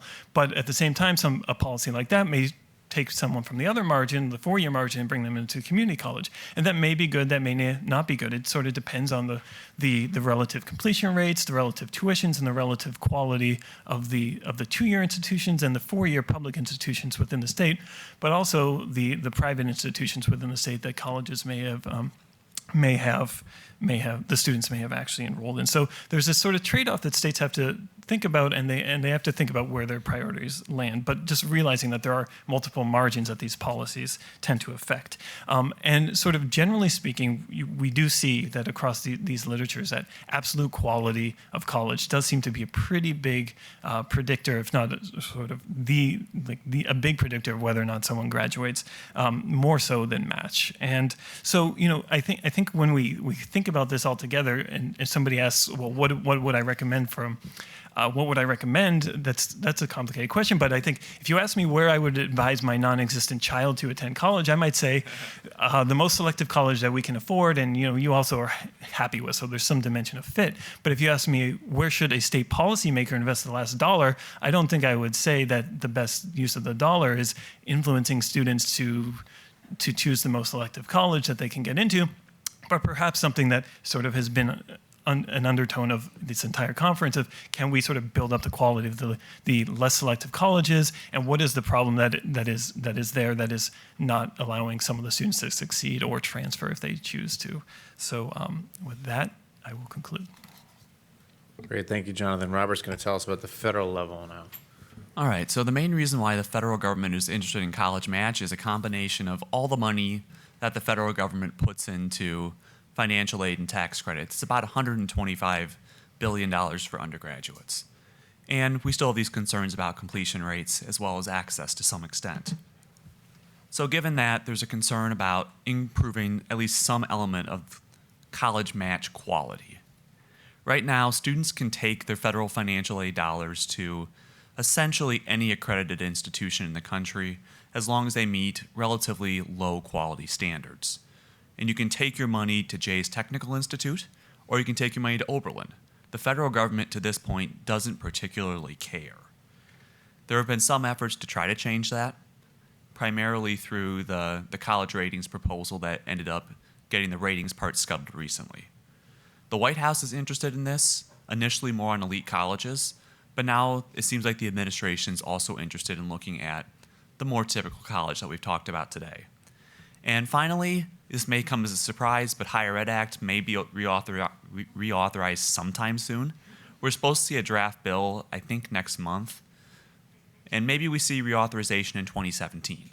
But either way, there's a policy window for some changes that we don't normally see. So I'm looking at 3 potential mechanisms to improve college match. The first one, and the easiest one to implement, is consumer information. The second one is looking at federal financial aid dollars and where students can take them, and potentially giving more money to students attending higher performing institutions. And the third is accountability policies, which would be more designed to cut off access to funds at the worst performing institutions, basically telling students, if you go there, we're not giving you any money, with the hope that fewer students go there. Consumer information, there's actually quite a bit out there right now. Colleges have to report a lot of data elements to the federal government. Much of it goes into iPads, but some elements don't go into iPads. They go on college websites in rather obscure places, sometimes impossible to actually be found. You have federal websites like College Navigator and the College Affordability and Transparency Center, as well as the College Scorecard. And they all provide some useful data elements, although it seems like students and their families aren't always getting to these websites, despite good, honest efforts from the federal government. So the issue here is, how do we get better information out there? And I have 3 key principles here. First of all, free the data. Make it available to the public. The federal government should try to make it in useful forms to students and their families, but I think it'll be more effective if they make the data available and let third parties go at it. Let the college access agencies work with it. Let guidance counselors work with it. See what the college rankings providers can do with additional information. But what the federal government, I think, can do a little bit more is really highlight colleges that are doing a lousy job. It could be some sort of a Surgeon General's warning saying, this college has a 6% graduation rate. You may want to reconsider. Students under this could still qualify for financial aid as long as they're accredited. But putting a big warning label on a college with very poor outcomes might change some minds. And then the third way is to encourage students to go to a college where they're likely to succeed. That's a little bit trickier to think about how that could be done. It could be informational campaigns about colleges in your area that meet certain thresholds. It could be targeted based on programs and based on majors. But the challenge into getting with program level is there's just not that much out there. And that's where the ban on student unit record data hurts. Some states can get great data out to their students, but at the federal level, we simply can't do that right now. For financial aid, right now, there's not a lot of signal given. The campus-based financial aid programs, by historical accident, provide some indications. Students who go to wealthy, more selective private colleges and some public research universities are more likely to be able to get work-study funds based on historical allocation formulas that date back to 1980 and earlier. Another idea that helps a little bit maybe is satisfactory academic progress. If you can't make a 2.0 GPA, you can lose access to federal financial aid. And that might be a signal that you should go elsewhere. But that's already after you've made the initial decision, use some of your lifetime Pell eligibility, and take some time out of your life. So basically, federal financial aid to this point doesn't do much. The idea of free community college does something in terms of saying if you go to this set of institutions, you have a chance of getting additional money. But that gets into the debate of should this money be just directed toward community colleges, should it be directed elsewhere? Some key principles to consider for financial aid. First, information gets to students too late. As Lindsay was talking about with Pittsburgh, getting information about price to students after they've already finished high school makes very little sense. Students should have an idea of the amount of aid they qualify for before they start applying to colleges. So we think about students applying to traditional four-year colleges as 18-year-olds. They really should have that information by October or November. This could be a case where prior year financial aid data would be useful. We have a little bit more time with adult and returning students who may make the decision a month or two before attending college. But even then, there should be a clear message sent that if you fill out the FAFSA and you're low income, you will qualify for this much aid. Second, the federal government can consider reallocating the campus-based financial aid dollars to colleges that do a good job serving students from low-income families. Of course, that also means we need to know, for example, what Pell graduation rates are. The data should be made public at some point, but at this point, we're still waiting. Another thing that the feds could do is provide additional grant aid to academically prepared students with financial need. And this harkens back to the academic competitiveness grant and the SMART grant of the late 2000s. We can argue that maybe the GPA requirements weren't right, maybe they were confusing with other programs. But the idea of some kind of modest merit within need is something that's at least worth considering. And third, for accountability, we have court default rates. If too many students or too high a percentage of students default, colleges can lose access to student loans or potentially all Title IV. Heightened cash monitoring, which now we actually have a list of colleges that are placed under additional oversight. Accreditation, which the feds have a marginal role with, basically by recognizing accrediting bodies. And the most salient one right now in terms of affecting more programs and more colleges is gainful employment, where vocationally oriented undergraduate programs, at least in some cases, have to show that their graduates can meet a debt to earnings metric. So some key principles to think about. I think a good way to look at this is more of a carrot and a stick approach. The carrot is consider rewarding colleges that do a good job serving and graduating students from lower income families. President Obama has included some kind of a Pell graduation bonus in the budget, and that's something that could potentially have support, at least if it's combined potentially with some sanctions.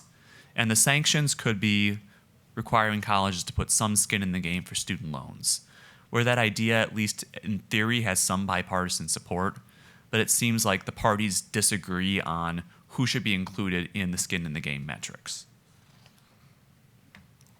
Limitations, there are plenty. We've talked about why students choose colleges and that it goes much beyond ACT, SAT scores. And I'll call attention to the term education deserts, which Nick Hillman at University of Wisconsin-Madison wrote a great paper on education deserts. And basically, if you shut down the only on-the-ground college in an area, what happens? You're kind of limited in many rural areas of the country. Can we get the federal government to actually reach out to more typical students? Or is the focus always going to be on the types of students who can get into hyper-selective institutions? Do we have the money to potentially reward colleges serving more typical Pell recipients? We get into issues of capacity and equity, as well as if we want to expand, what happens to the cost of federal financial aid. So to conclude, I think the greatest likelihood that the federal government can help here is through information. I think financial aid and accountability are possibilities, but they're difficult to do from a budgetary perspective and from a political perspective.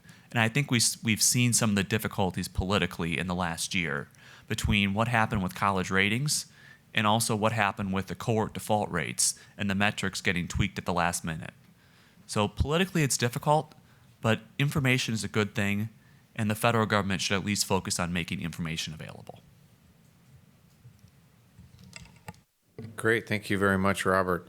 Now we're going to hear from Bridget Terry Long, who is Academic Dean and Saris Professor of Education and Economics at the Harvard Graduate School of Education, and has been on this stage before a couple times. I was trying to think of, I was a very junior RA in 2003, and I think you were here to present on your Hope Scholarship research. So that was a long time ago. It's great to have you back, and we look forward to hearing your thoughts. Thanks. Okay, great. Well, thank you for that welcome. Actually, when I came in this morning and I saw you, I actually had a flashback to that moment when years ago when we were both new to this. So it's wonderful to see you all this afternoon. I very much appreciated the papers and the quick presentations here, and hope that you'll have a chance to be able to read them. They are both filled with lots of ideas about things that are currently happening that we might be able to tweak. And I think they also bring to the surface a number of policies that may be having unintended consequences on things like match. So to give comments for Josh, Mike, and for Jonathan about state policy, one thing I think they do a really nice job of is underscoring how state policy not only affects access or enrollment, which is where we spend so much of our time thinking about are students going to college at all, but choice, where they're choosing to go to college. And so they underscore the in-kind nature of state appropriations, which go directly to the public institutions so they can charge a lower price. And it's in-kind in nature because you only get it if you go to that institution. And in fact, I would say pretty much all state aid is in-kind, whether it's these appropriations or any other kind of state grant or anything else there. And if we go back over 10 years ago to my dissertation and my job market paper was actually on this issue of how our subsidies to public institutions distort all kinds of decisions. And it gets complicated very quickly. The way that we give our subsidies, we favor the flagships over the other four-year institutions. We favor the four-year institutions over the community colleges. We favor the public institutions over the private institutions. So there actually are all sorts of distortions that are happening, some that we think may actually be good, because we may be pushing students to go to institutions that have more resources, some that we think might be bad. And Josh Goodman's work with Sarah Cahotis on the Massachusetts Adams Scholarship is an example there where it's changing students' decisions in a way where long-term they're finding it's actually reducing graduation rates. And then there are a bunch of ways in which our state subsidies have unclear implications. If you go back into this literature, there's a paper in 1969 that said, these subsidies are actually bad because we're moving students from private institutions to public institutions, and of course the private institutions are better. I'm not going to say that that's necessarily the case because there are many cases where it's not necessarily better, but I will say it's kind of unclear there, and it really depends on the specific context, the specific state, the specific region. But you do have all this distortionary behavior, and I think the thing that's hard to try to understand is this good or bad overall is a lot of this is not deliberate. It's not really clear what the state is trying to accomplish. What is it that we really would want to influence in terms of moving students from one sector or one type of school to another? And a lot of our state policy with these subsidies is actually just historical results of decisions that were made 50 years ago, and that's what they did last year, barring recessions. And in fact, coming to the idea of recessions, a lot of the work that you guys cover in your paper is really research, and even the research that I did years ago, which is almost out of date now because we've been on this very long downward trend in terms of state support for state appropriations and other kinds of supports. The last recession hurt many states particularly hard. And so if we were to take a guess at what's going to be the state role in undermatch with these policies in the next 10 years, I suspect it's going to look very different than what we've had this past 10 years. Also thinking about state policy, another big issue is the distributional implications. So who are we helping? Are we helping the rich versus the poor? That's kind of the traditional tax incidence literature. I really like the fact that this paper and others have noted that we're helping students who might be geographically isolated, so students in rural areas. But to get to the general equilibrium question that they mentioned in their paper where we're really lacking research, is this a situation where the pie is getting larger? So if we help a new student get into a selective four-year flagship, is that just did we create more space for that student, or are we trading one student for another student? So depending on the distributional implications of the policies, actually we are making some value judgments of who's going to actually get access to these higher resources versus other students. They then go on and talk a bit about state policies and selective admissions. I'm already seeing I only have 3 minutes. I know I'm going to go over, but please bear with me. I'll give some quality comments here. In terms of affirmative action, clearly that's a very timely issue, and we do know there's a long research that says once you have an affirmative action ban, it does change who is going to an institution. What we don't know very much about is what's happening to those students. Are they just going to other wonderful institutions, or are they not going to school at all? So is this a choice effect or an access effect? And I think by spending some time on affirmative action, which again is so timely, you guys don't talk about a number of issues I think that would be really, really important and it would impact so many more students. So as I was thinking about affirmative action, I recalled that one of the plaintiffs in the case didn't get into a selective institution, not because of race, but because she went to a community college first and was a transfer student. And the way that worked out in the selective admissions is she got downgraded because she was coming from the community college rather than coming straight from high school. So how do our community colleges work in selective admissions? We also used to have systems, particularly California, where they would guarantee transfer from the community college into the four-year institutions. That no longer happens anymore. So we might think about undermatch from when you first start as a freshman, but if you think about this as more of a long-term concept, those kinds of policies with community colleges are definitely affecting whether or not students actually get to upper-level courses at four-year institutions. The other part you mentioned is minimum admissions criteria, which again I think is important. And you mentioned Georgia and how some states require a minimum test score to get into those institutions. This is, I think, another opportunity for you to expand greatly if we talk about remediation. Usually what you hear is not that the minimum test score to get in, but it's the minimum test score you need to be at a college level course, which is the real gatekeeper. The remedial placement exam is the real gatekeeper for whether or not you're able to go to a four-year institution. We know we have increasing numbers of states that are limiting all remediation having to be done at community colleges. I actually have an intern I've been working with this summer where we're looking at Tennessee and Indiana that just did this recently. And as I was coming down on the plane this morning reading Inside Higher Ed, there's a wonderful article that underscores all of this, where Louisiana went through this process of limiting remediation at the community colleges, having a hard cutoff by ACT scores. And the article actually is about how they regretted that they thought they were going to be sending students to the community colleges to take the remediation for cheaper amounts. But what ended up happening is four-year system enrollments went down. Community college enrollments did not change. Students just weren't going to college at all. And so the things that they're doing now to try to think about multiple measures for the placement process, having a real transfer system, basically their state system was not set up to, even if you were going to do your remediation community college, how do you get the students back into the four-year institutions? And so the question I have is, in states, I can easily imagine where a student tests poorly one day, gets placed into one remedial course that they're probably not supposed to be in anyways, and then all of a sudden they can't go to the four-year institution. And as we do more and more research, Tom Bailey, Judy Scott-Clayton, and others in the room have really shown how those state policies, as states become more involved in that, are pulling students back from the 4 years. With just a couple more minutes, let me switch to Robert's paper on the federal role. And again, lots of really great material here. And in fact, there's a comment on the conclusion about the federal government has a number of powerful tools at its disposal, including required data disclosures, approximately $150 billion in student aid, and potentially issuing an opinion on some metrics of quality. I think that summarizes really that the federal government does have a place in this. I think what we have to step back and wonder, though, is, well, what can the federal government do well? And I think you're kind of alluding to this. First of all, with the financial aid system, I think the difficulty is we have a one-size-fits-all system for a very, very diverse set of students and their needs, their wants, their contexts. And we want to have more transparency, but the more transparency we have, we also worry about gaming.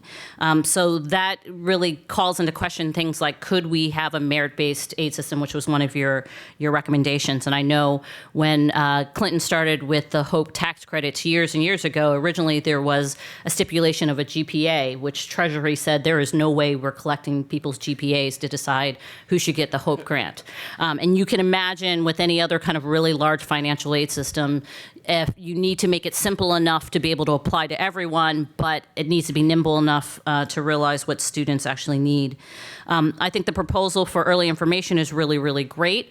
But again, thinking what can the federal government do well? It can partner with its other agencies. It has agencies that take care of things like welfare and food stamps and other kinds of support for low-income people where they're already in the system and have proved that they're poor. So could we use those avenues? I think redistributing the funds among colleges with the campus-based programs would also be a great idea. Unfortunately, our work-study program is only about $1 billion a year. Compares to the $149 billion used on other things, it's relatively small, but thinking about how we might redistribute that, I think the question is, how would we do that? Which schools are really doing the heavy lifting, which in many cases are not going to be the schools that have high graduation rates, the schools that are really serving a lot of low-income students who could use those funds. And then questions about, do we want to put incentives, tie incentives to our financial aid dollars? Then we start to get into the business of what the states are doing in terms of distorting decisions, which gets dicey, I think, very, very quickly. And how would we make value judgments about how we want to do that? Which does bring us to information for consumers. I think, and I'm glad you said this during your presentation, I think the government's job is to collect this data. They can do that. They can require everyone to do that. But then they engage third parties to be able to actually use that information and push it out. Although I'd be careful of third parties who have a profit motive related to this. And instead thinking about the third parties who actually think about consumer engagement. And how do consumers take in information? How do they use information that can be nimble with technology that's going to change every week? And finally, I'll say something that we've been talking a lot about match as with a school. I think it's important to remember that match is a multi-dimensional concept. It is a student going to a school for a particular price, which might also be connected to how much they take out in debt, and then enrolling in a specific major or area study. So match is actually 3 different things. And so you can imagine a school being good for one student if they're in one major with one debt level, but not if they're in a different major or a different debt level. And I think that makes it really hard for government, whether that's federal or state, to really get directly involved in a lot of improving match, but they can certainly lay the foundation. And what I would like to see most of all, particularly for the federal level, is to make the systems as easy as possible and then get out of the way so that guidance counselors don't have to spend hours and hours filling out a complicated FAFSA, and instead can spend hours and hours doing the personalized kind of counseling to figure out what is the right match given your situation, your interests, your background, your finances, and all of those other kinds of things. Because the information that we want the government to provide is really the start of a longer conversation that's probably not going to be done by the government, may not be done on technology, but it's going to involve people. Thank you. Thank you very much, Bridget. Those are terrific comments. Now we're going to hear from Scott Jenkins. Scott's the program director for the Education Division at the National Governors Association. So he's got a state-level lens. He was also the director of external relations at Western Governors University. He was a senior education policy director for Mitch Daniels in Indiana. And before that, he was chief of staff and deputy assistant secretary at the Department of Education. So bringing both lenses to bear here. Thanks, Scott. Thanks, Andrew. It's a pleasure to be here and really honored that you invited. And I reflect on the seminar before this, or the session before this, where the speaker said that he doesn't, he's not Luke Skywalker. He deals with the Death Star, and you invited the bomb maker to actually come to this presentation, which is really I'm honored. The second thing is that I also was validated in the last session by understanding that the reason why I allowed my daughter to go to Grinnell College was it was the best selective college she could get into. And the other 2 reasons were Warren and Buffett. And And I'm really glad that that was validated last time. Part of this conversation today reminds me of when a story of when a new CEO was brought onto the scene at Avon Corporation, and she made the observation and did a study of how many people at Avon Corporation actually used Avon products, and was surprised to find out that very few actually used their products. And I sit in this room and I think, how many of us actually would recommend that our children go to a community college or go to a certificate program or a construction management program or something like that? Because most of us who come up through this, especially those of us who are like me or who 2 generations away from a sharecropper, pretty much put their kids in the best college you can, which means a small liberal arts college, and hopefully they get the education that's a really rich and dynamic education. So with that, what I'd like to talk about is a little bit about the papers that I observed and give you kind of the reflection of what this looks like at a state level and what people how they might receive it. I think there's some really interesting things that was brought out in Jonathan's paper around the issues around merit award and retaining talent within states. And I worked for Governor Engler when we actually created the Merit Award Scholarship Program, which was based on taking the state assessment with the ACT embedded into that assessment and meeting kind of the minimum criteria for passing the 4 sections of the MEP test. And the idea was we took tobacco settlement dollars and hung a carrot out there for students who could perform on the test. And what we found over time was that even in districts, in large urban districts, that we would have single-digit numbers of students who would actually pass enough of those sections to be college ready or college eligible. And so those students were going to go to open access institutions. And it was less about retaining the talent in the state.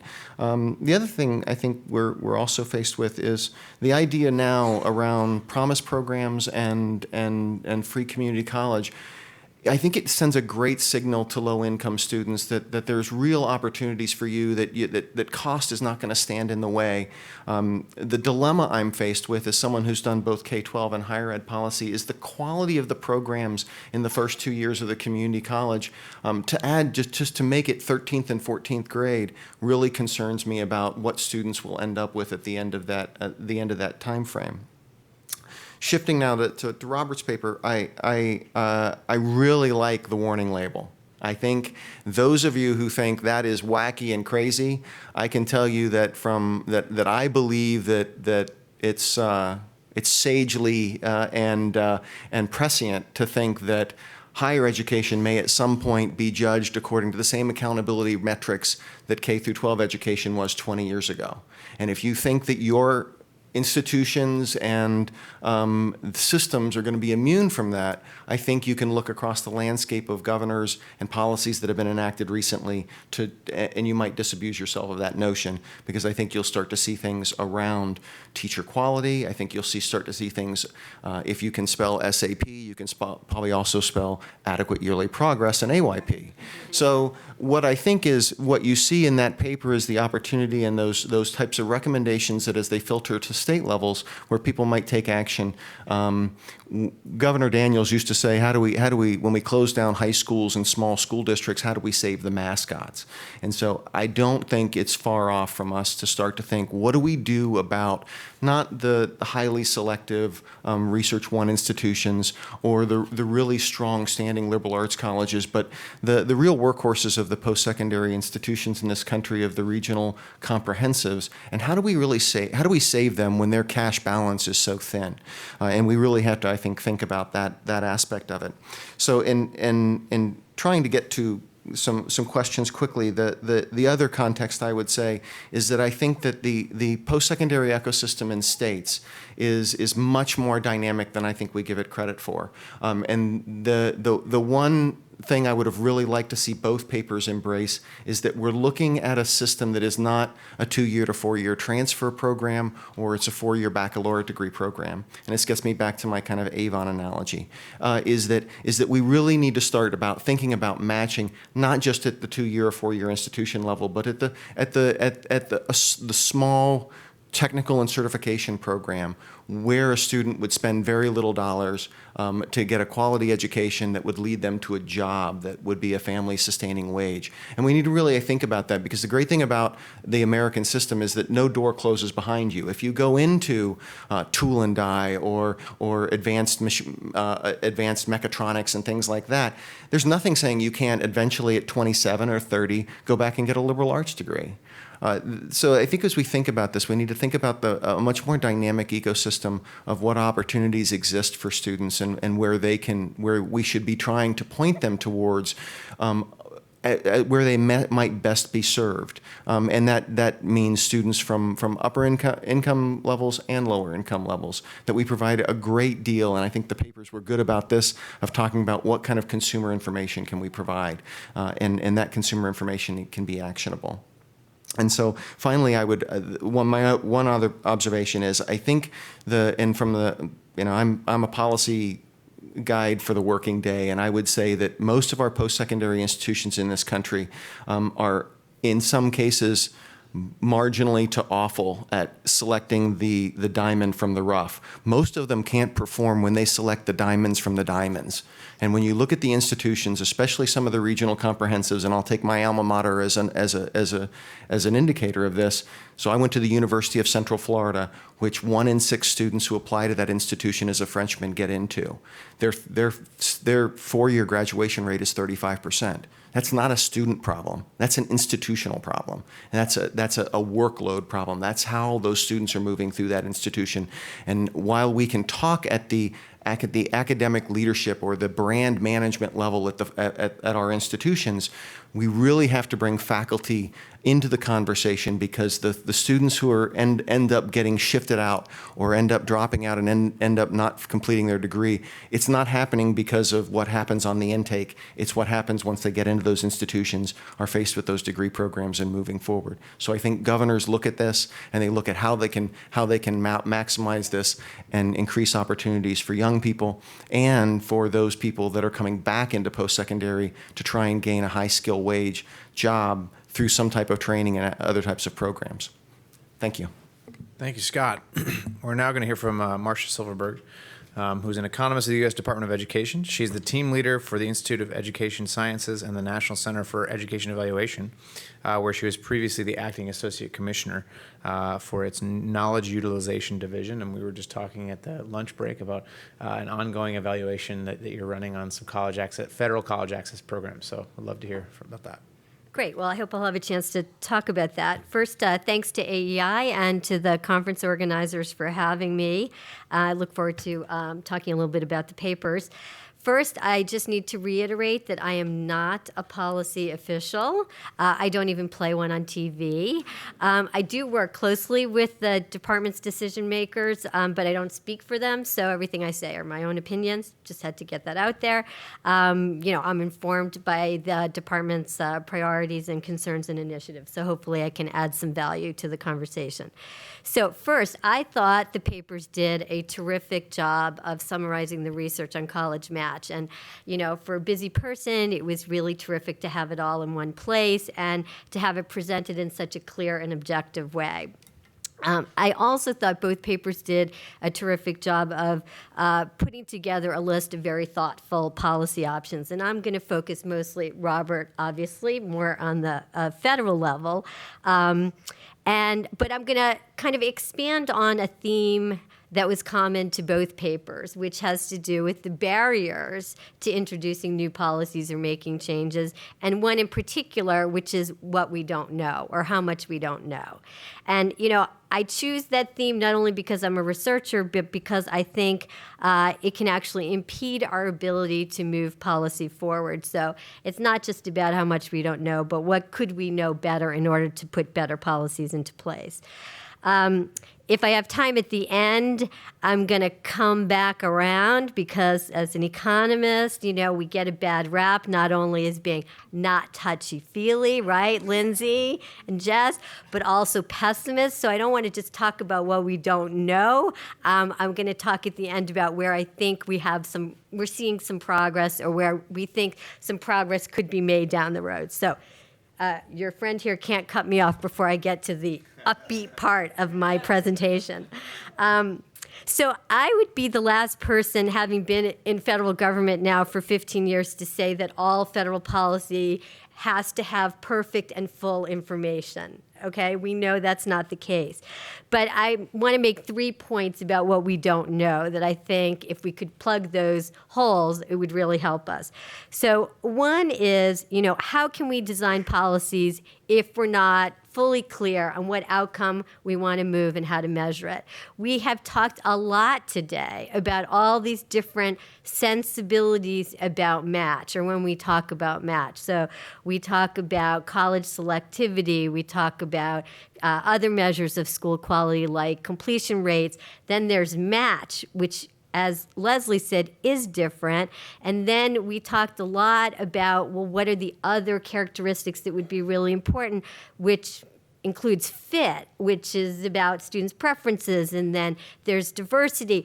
There's a lot in there, and I think it's to everyone in this room's credit that we're evolving in our thinking about that, but it makes it very, very hard to think about federal policy, which, as Bridget said, is an incredibly blunt instrument to deal with the fact that there's all these different ways of measuring, and it's entirely possible that different policies would have different effects on different measures of these things, or lead to, as Bridget said, different kind of gamings of the system. So I think that to think about moving federal policy forward, we probably need to come not to a consensus, but we need to have more information or a better sense on which of these measures is really important, and particularly what's really important for the object of federal policy, which typically is how to help low-income families.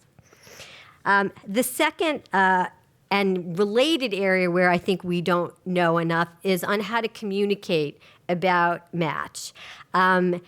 It's not only how do we talk about the outcome we want to move, but, at an objective level, I think everyone agrees, and everyone could agree, that we want all students to get into the best college that they can.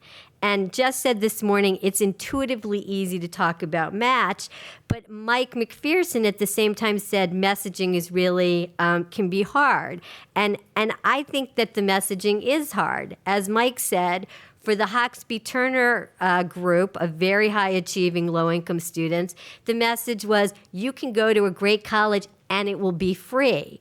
But when we're talking about the vast majority of the other low-income students in the country, it's not so simple.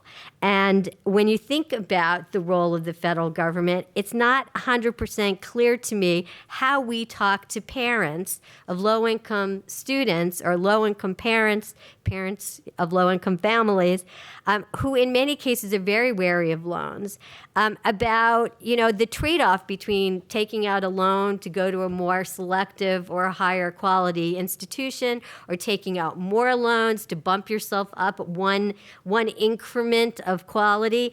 It's hard to think about that, even I think for Nicole, whose people are really on the ground and can do, which, I think the work your folks do is great.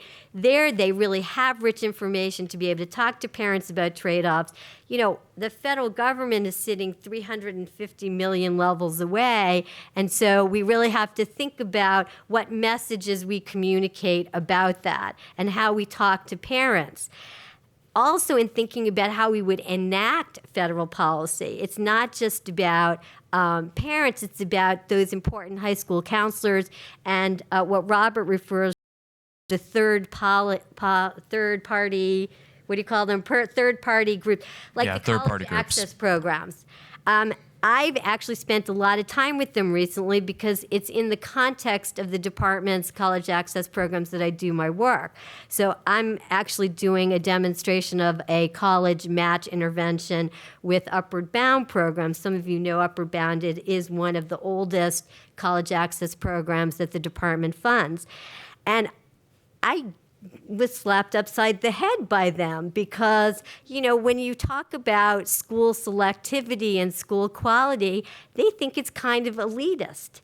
And they are more worried about overmatching and how overmatching can lead to high school dropout than they are about undermatching. I mean, it is the reality. And so, again, when we talk about federal policy, even within the department's own programs, we have to really be thinking about how would these be enacted on the ground with the people who are putting the rubber to the road. Okay, I'm getting the 1 minute, so I got to speed up so I can get to the upbeat. Okay, so I'll just say that I also think that there are a lot of really, really important recommendations in Robert's paper about where we could go with federal policy. I think in general, both for the state policy recommendations and the federal ones, I'm not sure the evidence base is really strong enough. You know, we are talking about a lot of money at the federal level. This isn't a knock against any of those recommendations, only that we need to do more piloting, we need to do more evaluation. You know, I'm going to do my part. This is a call to those of you out here to do your parts, because I think we do need to have more information to be able to really move the lever on college match through federal policy. Okay, so to end more upbeat. So where are we making progress? So one area is we know a lot more about match and related policies and practices than we did 5 years ago, thanks to all the people in the room. So, I mean, I think that's one area of progress. In the absence of legislation and new money, which, as Robert points out, we're not likely to get a lot of new money. There is HEA reauthorization as the possibility of some legislative changes, but some of the administration's policies haven't been able to move forward. In the absence of that, what have we been doing? Well, so I think you all know there's increased attention to match through the bully pulpit. The First Lady has a big initiative, and the department has supported a lot of that. We obviously don't know anything about how it's affecting students rigorously, but more people are talking about it. Now, more specifically, we are focusing on match in some of our college access programs. Robert, you'll be glad to know. So last year, Gear Up, which is another big college access program, made match the focus of its plenary session. In fact, I got Jess, and where's Crystal in the back, and someone from Nicole's group to go and talk to Gear Up about college match and the importance of it. You know, the department's college access programs reach several million, probably about 2 million low-income first-generation students. So we do have a responsibility to talk about match. I think we don't know how to talk about it, but we're starting to talk about it.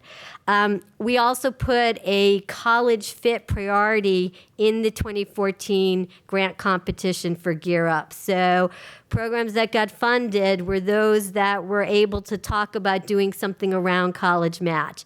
I think these are appropriate tools. We let the grantees or the applicants decide what they can do for their students and their needs, but they get some extra money or they get some extra points if they're at least paying attention to this important issue. We are doing some experimentation around information. I can't talk to you about all of it, but I will tell you that there are various experiments going around about loans, both to potential borrowers and current borrowers. We're doing it all behind the scenes. Don't talk about it too much, because I know that whole thing with Google and all the random assignment behind the scenes got them in trouble. We're doing just a little bit of that. So we're learning some things about how to talk about loans in this important area of information that I think Robert drew our attention to. And then finally, we're doing things like the demonstration that I'm doing in Upward Bound, where we're really trying to use our college access programs as a vehicle to try to learn more about what works. Again, I think it would be helpful if we knew better how to communicate about it, if we were really certain we knew what outcome we wanted to push on. But I think at least, 5 years from now, we will be in a much better position. So these are in small steps. They're important ones. I look forward to questions and engaging with everyone else on these. Great, thank you, Marcia. Yeah, let's throw it open to the presenters first for responses. Yeah, thank you all for your comments. So especially Bridget, I want to thank you for giving the presentation that I intended to give. That was much more eloquent than mine, and I agree with absolutely everything you said. And just want to really underscore one or two things that you mentioned. And I think part of our paper was really saying that these state policies are value judgments. Whether intended or not, they are value judgments. So when you want to improve college access, well, there is that other margin where you may be drawing people from a different type of college, and so now you're valuing, enrollment versus selectivity, and that's perfectly fine. I think we just want to underscore the fact that states should be aware of this when they're making or thinking about these policies, and to that end, I think it's really state dependent whether or not it is on net a good policy. It really depends on the entire system and the entire higher education network that might be available to the students. But it's not just that access versus selectivity is the value judgment. It's everything that we mentioned was really in some ways or another a value judgment. So thank you for those comments. I appreciate the comments, and I want to leave most of the time for the audience, but I just quickly want to say to Marcia, thank you for noting particularly about Gear Up and about how that can be a key part of the informational component. So before I open it up, I wanted to ask just a couple questions myself. Maybe open it up to the panel. So Mike McPherson kicked us off for the day by saying that we need to do more to look inside the black box as to what is it about selective colleges that makes them successful. I'm sort of a cynic, so I think it's probably because they're selective.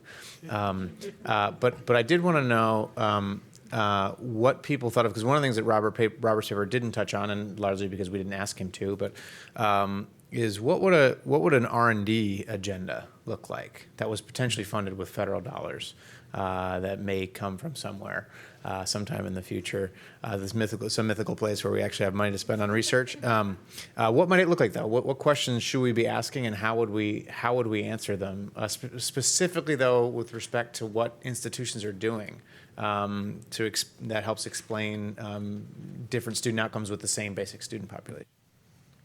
Sure. So I think the first thing is trying to get beyond a measure of college quality that is just selectivity and resources. It drives me nuts when I read papers about college quality and they're saying, oh, it's SAT score and money.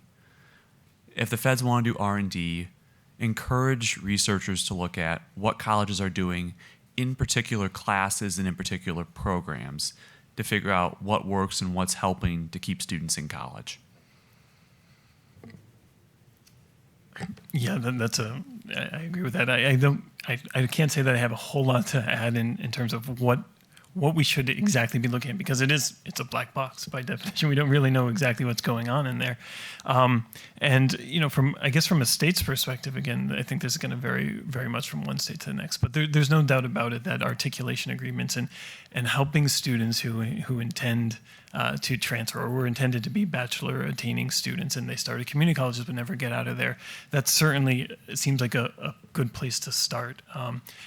Perhaps low-hanging fruit if we want to increase bachelor attainment rates. And so, certainly asking those students what were the trip ups on their transfer, and I'm sure there is some good research out there on there that I'm not totally aware of.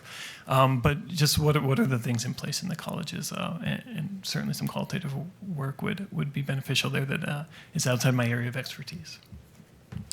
I think institutions are big, messy places, and inside the black box is very, very messy. And so my father used to say you could go to any institution and come out of there with a great education, but you'd have to figure, some institutions, you have to figure out exactly which faculty to go to and which offices and which classes, and you're navigating a big morass. That said, I think there are some key points that, in the pipeline we have to think about. What happens when you first get there with orientation, how you initially choose your courses, how you go through your remediation if that's what's necessary, how you choose your major. There are some key points where people need to talk to advisors, or they need to have safety nets if something starts going wrong. And what you have seen some institutions do is actually look at their data and say, oh, this is a gateway course that everybody's failing. let's fix this course. Okay, let's go to the next one. Let's go to the next one. And so that's, kind of getting inside the black box. One other thing I'd emphasize is, so much even of my work has focused a lot on things around the edges, things like financial aid, things like counselors who may not be at the school. What I've been thinking a lot about, and I know others, is what about faculty? I spent a lot of time talking about faculty and what they're doing inside their classrooms and whether or not they know their students' names and whether or not they actually are available for office hours. I think that would be someplace where I spend a lot of money trying to figure out, what are faculty doing? And when I do talk to my colleagues about this, there tend to be the views of, oh, they don't care about their students, or, oh, they're dying for their students. And I mean, it's a workforce where there's going to be a tremendous amount of variation, some that are going to be on top of technology, some that are not. But it's an important part of the process that we haven't done a lot of work on, quite frankly. That's a terrific point. I want to open it up. Please, again, identify yourself by name and affiliation and ask a question. We got some mics back here. So I've got one all the way in the back. I think Crystal had her hand up. Yeah. Great. Hi, Crystal Bentloss, MDRC. This question is for Marcia. You had mentioned kind of your final comment was about we need to know how to communicate about match. And could you say a little bit more about that? And just based on your experience, do you think there's a receptivity to this conversation? It's happening in this room, but in the real world where people are having these conversations or should be, what's your feedback on what that looks like?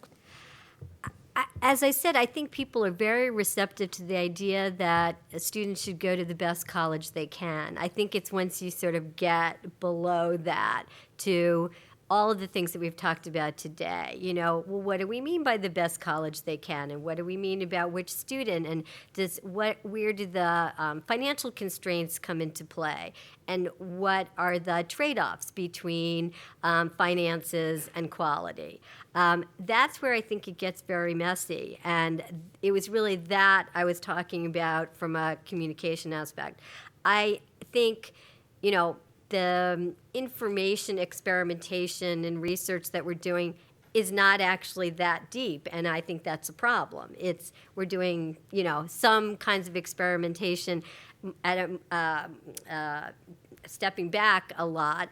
I think the federal government isn't that great about figuring out how the nexus between college counselors and parents, and I'm not sure that that's really for us to do. That might be for some of you to do, and for us to, as the federal government, make that available to college access programs.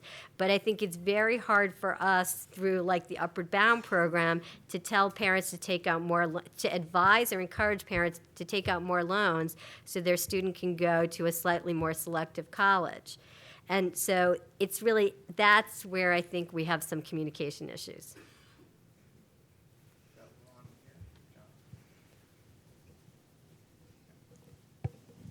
I'm John Bockenstead from DePaul. It strikes me that we say a lot, if we just had more data, if we just had more information, we could take a look at these problems more in depth. And I've written about and thought about for a long time that one of the big things we need as a country is a national, federal clearinghouse for college admissions process, where students apply to the clearinghouse, they distribute through the clearinghouse, or decisions are reported back through the clearinghouse. All federal reports are run directly from the clearinghouse in real time. Has there ever been any discussion or any interest in the government doing something like this? And do you think it would be a good idea? We should have NICO here to respond to that. Yeah. I don't think they're here, though. Any panelists? I'll do the contrarian response. I think there's actually a lot of information and data if we actually look at the states and we don't try and do a centralized model here. You have 41 states right now that have a state income tax. Most of those states can actually identify in their K-12 system what students are on free and reduced lunch. You have states that provide sector agnostic need-based aid to across institutions that report information up, and almost all of those states within their budget book that's required every year for the governor's budget submission is collecting reams of paper from institutions that can be aggregated around this issue. So I think there's some work that can be done, and it's very, very difficult to convince a group of people that we should just do it at a one-stop shop within inside the Beltway here in DC. But I think there's a lot of good work, and from Robert's paper and Jonathan's paper, when you actually point to states that are doing these things, then you gain a lot of influence, because then people can say this is happening at a state level, and it takes a little bit of the mystery and a little bit of the drama around that away. Yeah, I have to say, I can't imagine the federal government. Did you mean that students would actually apply to a central organization? Do you mean actually taking away the admissions process from individual institutions? No. The data would be stored in and sent to the colleges, much like the UCAS system. Mm-hmm. Yeah. Not that I know of. So you're picturing something like the Common Application, but just the really common application? Yeah.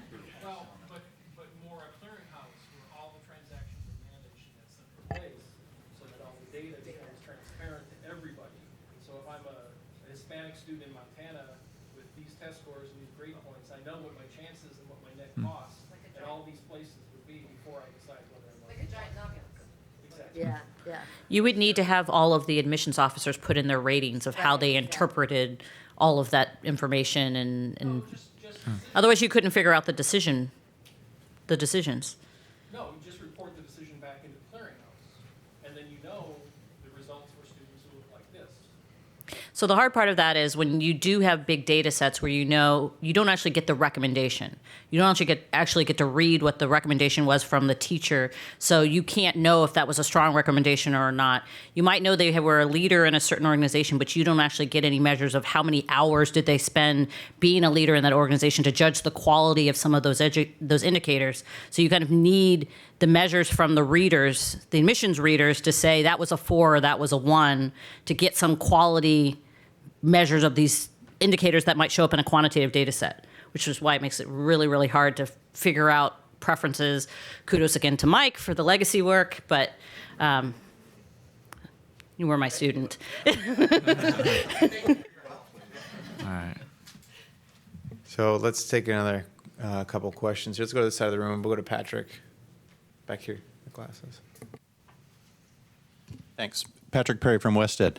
I'm starting to notice now, especially in California, some states are beginning to value the admissions of out-of-state residents over in-state residents due to the fact that they've been underfunded. Give me estimations on what you think, how this might play out into undermatching. Yeah, I think this goes right into the entire conversation of are we talking about a limited supply of seats and who's pushed out because of that?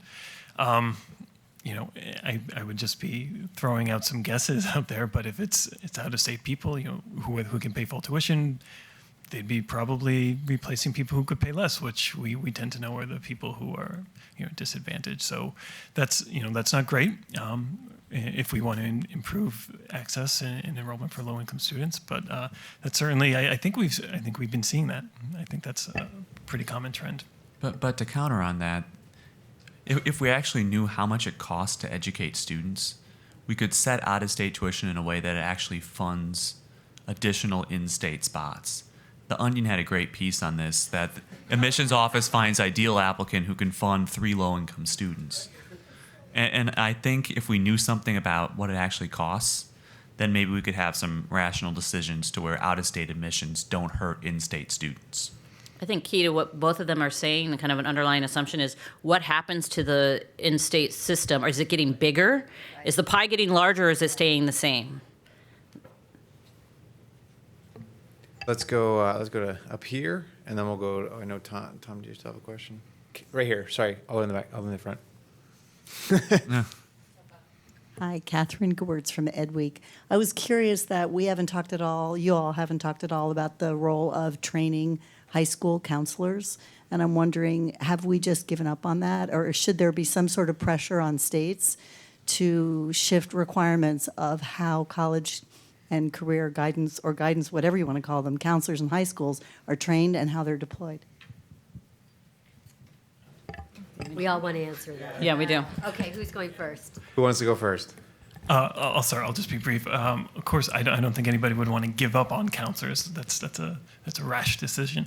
But I don't think that you necessarily have to go one route or the other. And counselors are clearly a valuable resource, but I think they need more support. I think there's no doubt that they're stretched thin, but certainly they're an extremely close point of contact to students. And I don't think that we've nailed how to better get them to help students. And so there's a ways to go, but there's no reason to give up.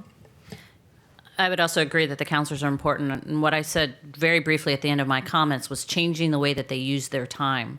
That if we changed our systems so they weren't doing procedural kinds of things and instead we're doing actual counseling, that would be a huge improvement. That would, of course, need to come with training and so forth. But if we know that we have a limited number of counselors, and even if we were to double the number, we would still have these outrageous ratios, then we have to rethink how they use their time.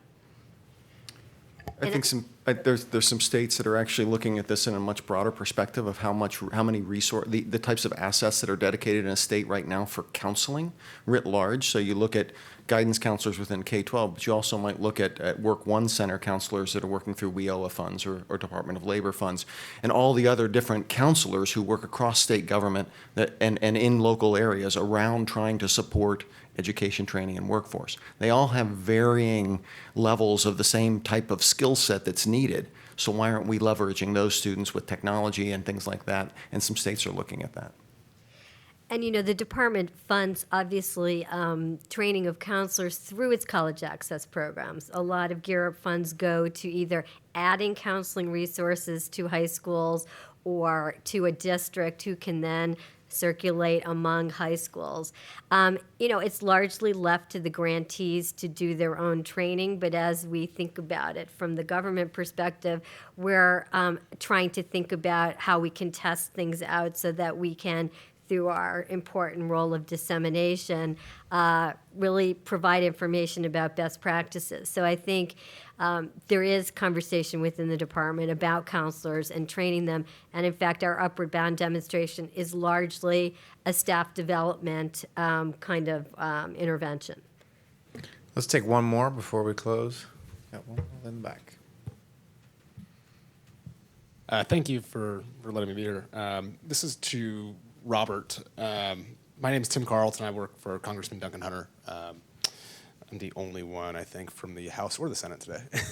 So I do want to thank you for bringing up the Student Right to Know Before You Go Act, because that is my boss's bill, as well as Senator Wyden and Senator Rubio's. But my question to you is, would a student unit record system, and we're not using that term anymore, would that be successful without tying Title IV funds to it?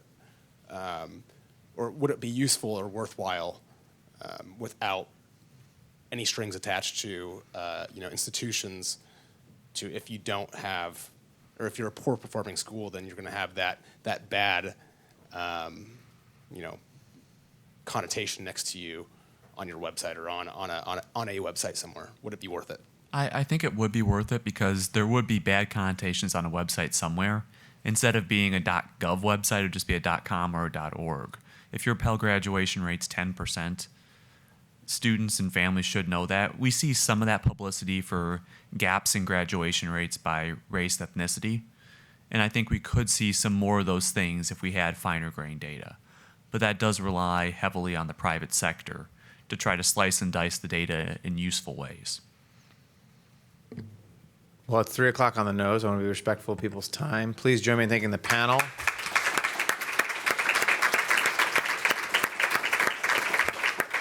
And many thanks to my co-editors, Jessica Howell and Carolyn Sattin-Bajaj from Seton Hall. And many thanks to Rooney Columbus, who helped organize the entire day. Thank you, Rooney.